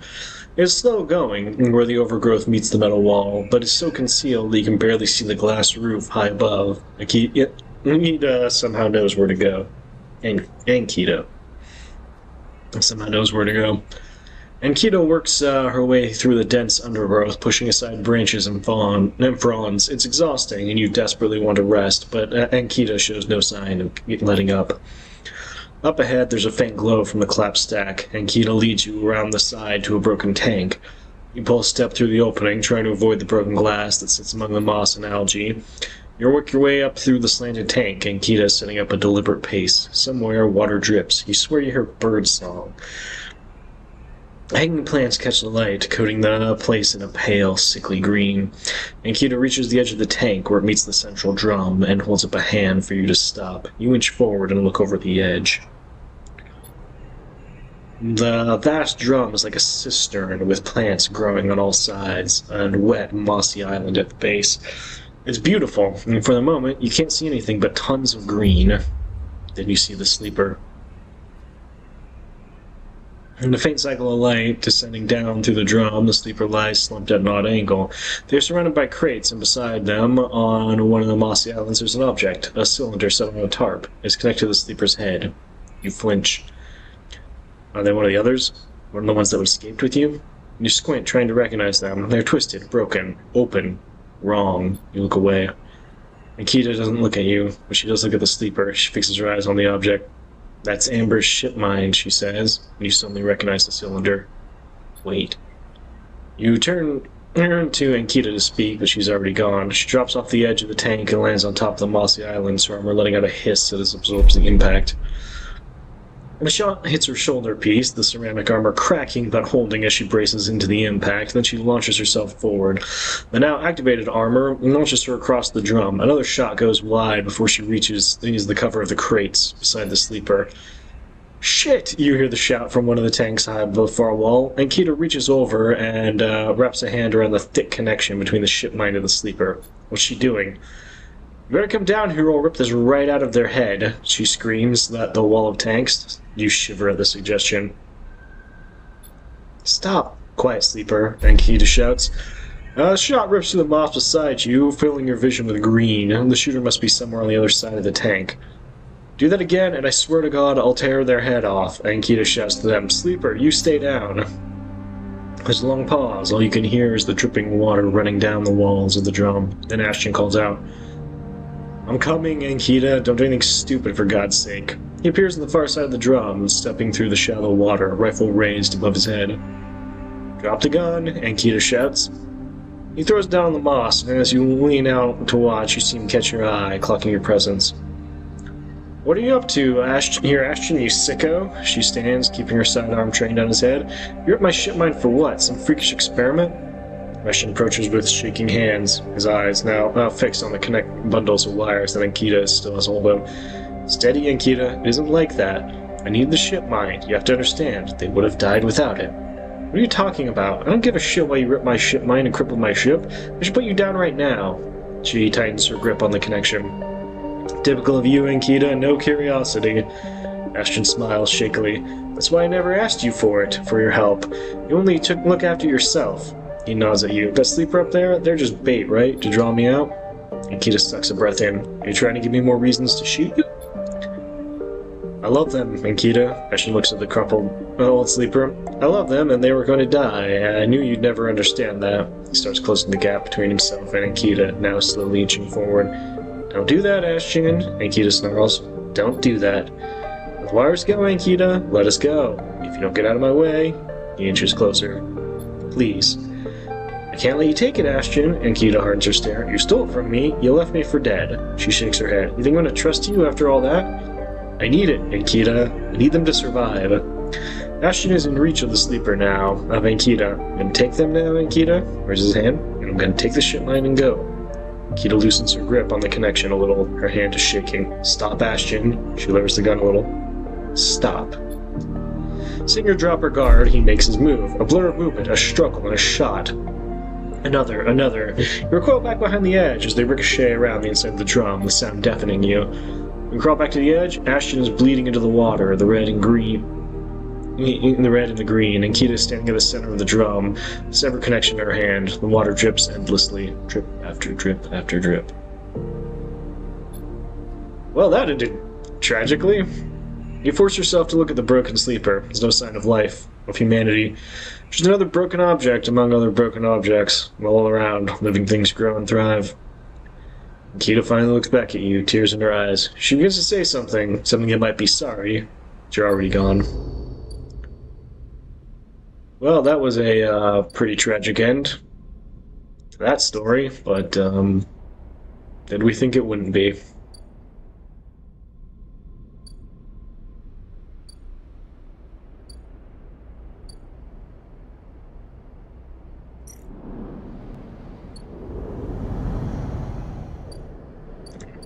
Two ones. I'm just gonna go ahead and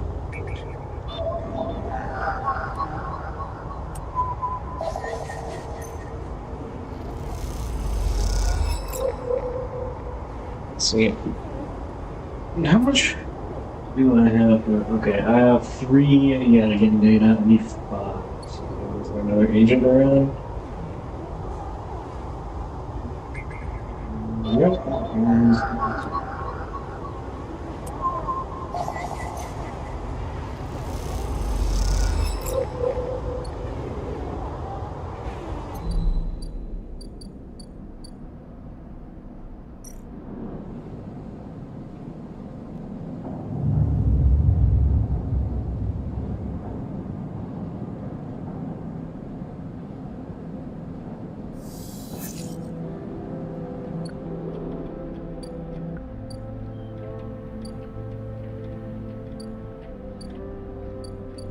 Start to the day, so I'll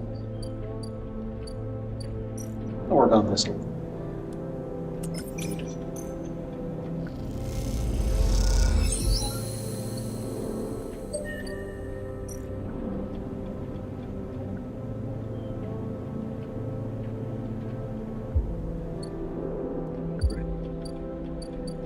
I think.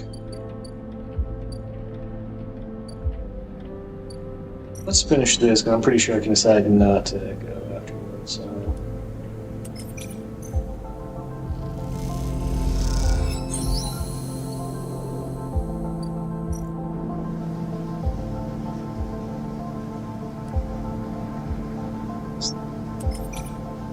This would be good, right? Right on. Okay.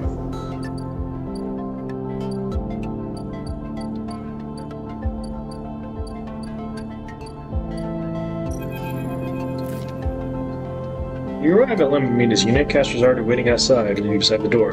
Forgive me, sleeper, but Celis is already buzzing news of the breach. I was expecting you. Will this work? Don't worry, the breach cannot be traced to the specific IDs I'm about to create. Castor reaches into a pocket and produces a sleek green and white hand terminal. The data, please.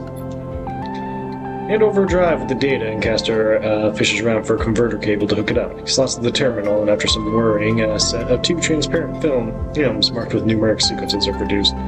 2 tickets to an uncertain future. Castor smiles to himself. The child will go with Lem, of course. He pockets them. These are yours, but first, he holds out a light cube. Your side of the deal. What is it?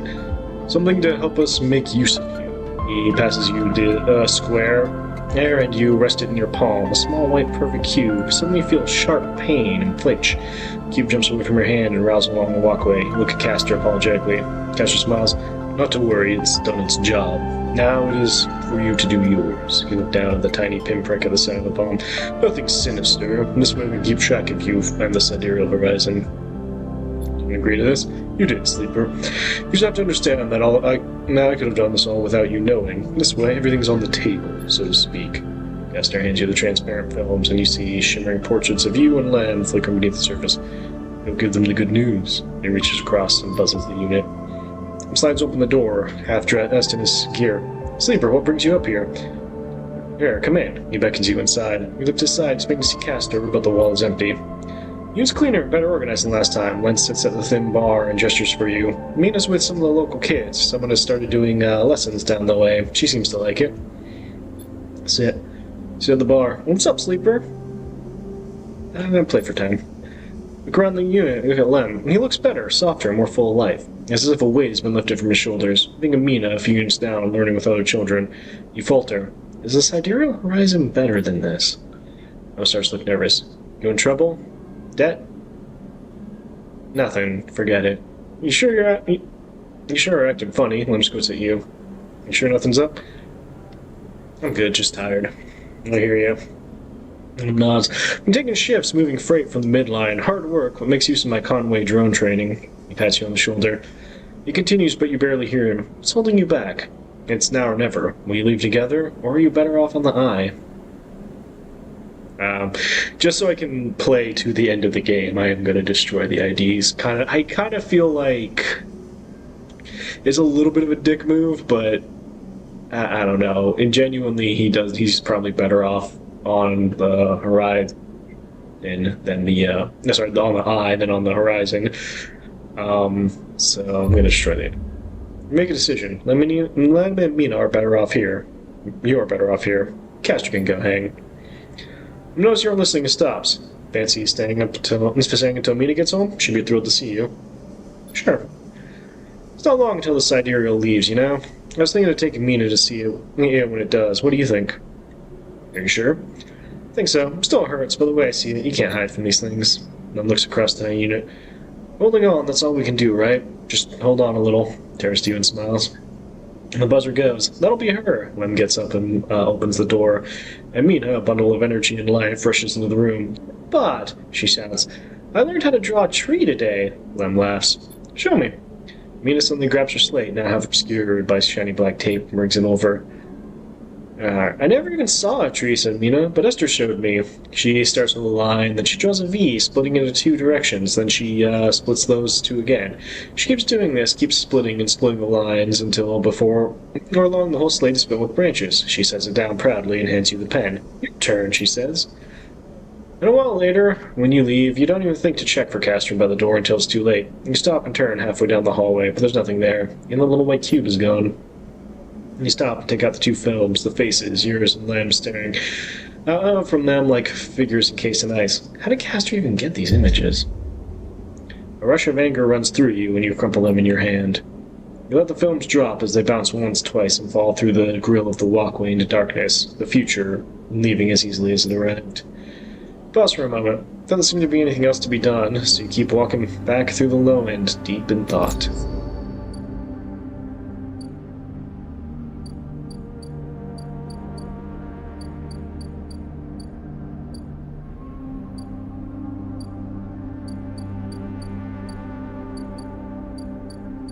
Plus one more drive thing. Yeah, they gave you like several options to like leave the station with different characters for different futures. And it's up to you, but I wanna go through the whole game, so not really much to do up here. I mean, a spacer meal probably wouldn't go on this, but yeah. It's got the bar symbol. So a Girl that they drink, I was thinking about this. Curious what it would taste like. It wouldn't be hard to make.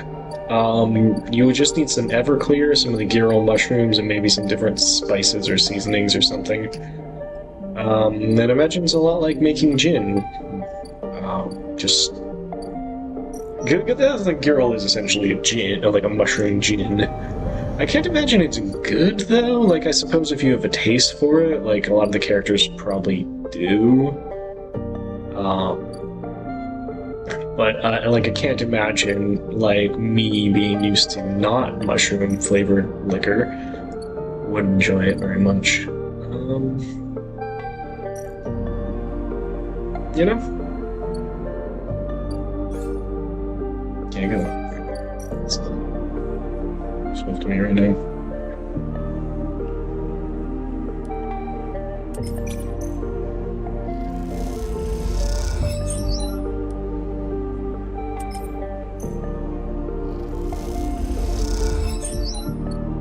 See what they're all about.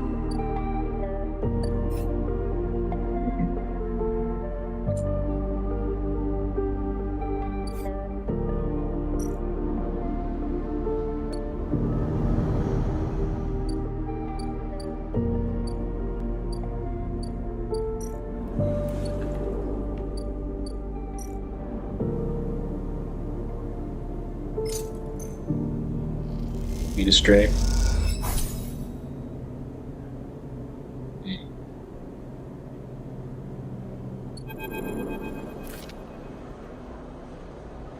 Surface and looks out the unit's small window.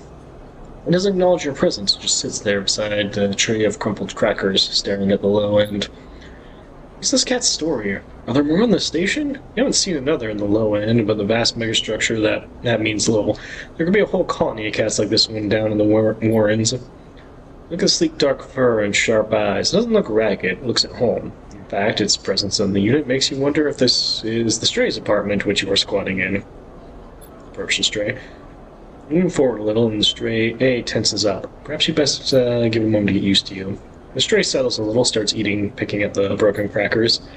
You don't remember ever having been this close to an animal. It triggers something in you, a recognition of a life, totally unlike your own, but still somehow connected, parallel, even interwoven. The Stray licks crumbs from its fur.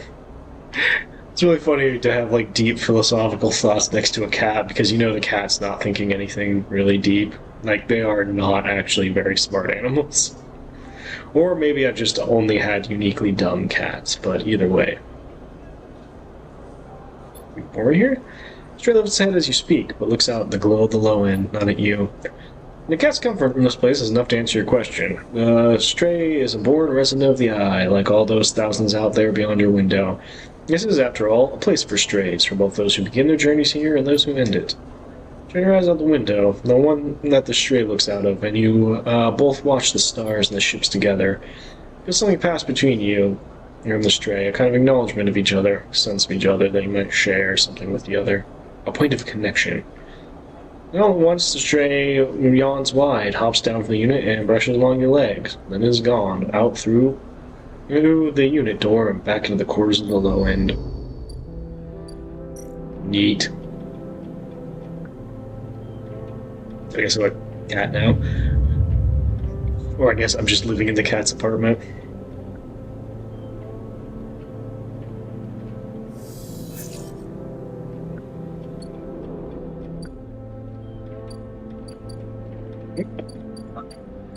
It's been 2 hours, so... Alright, I think that's gonna... We're just gonna end it here.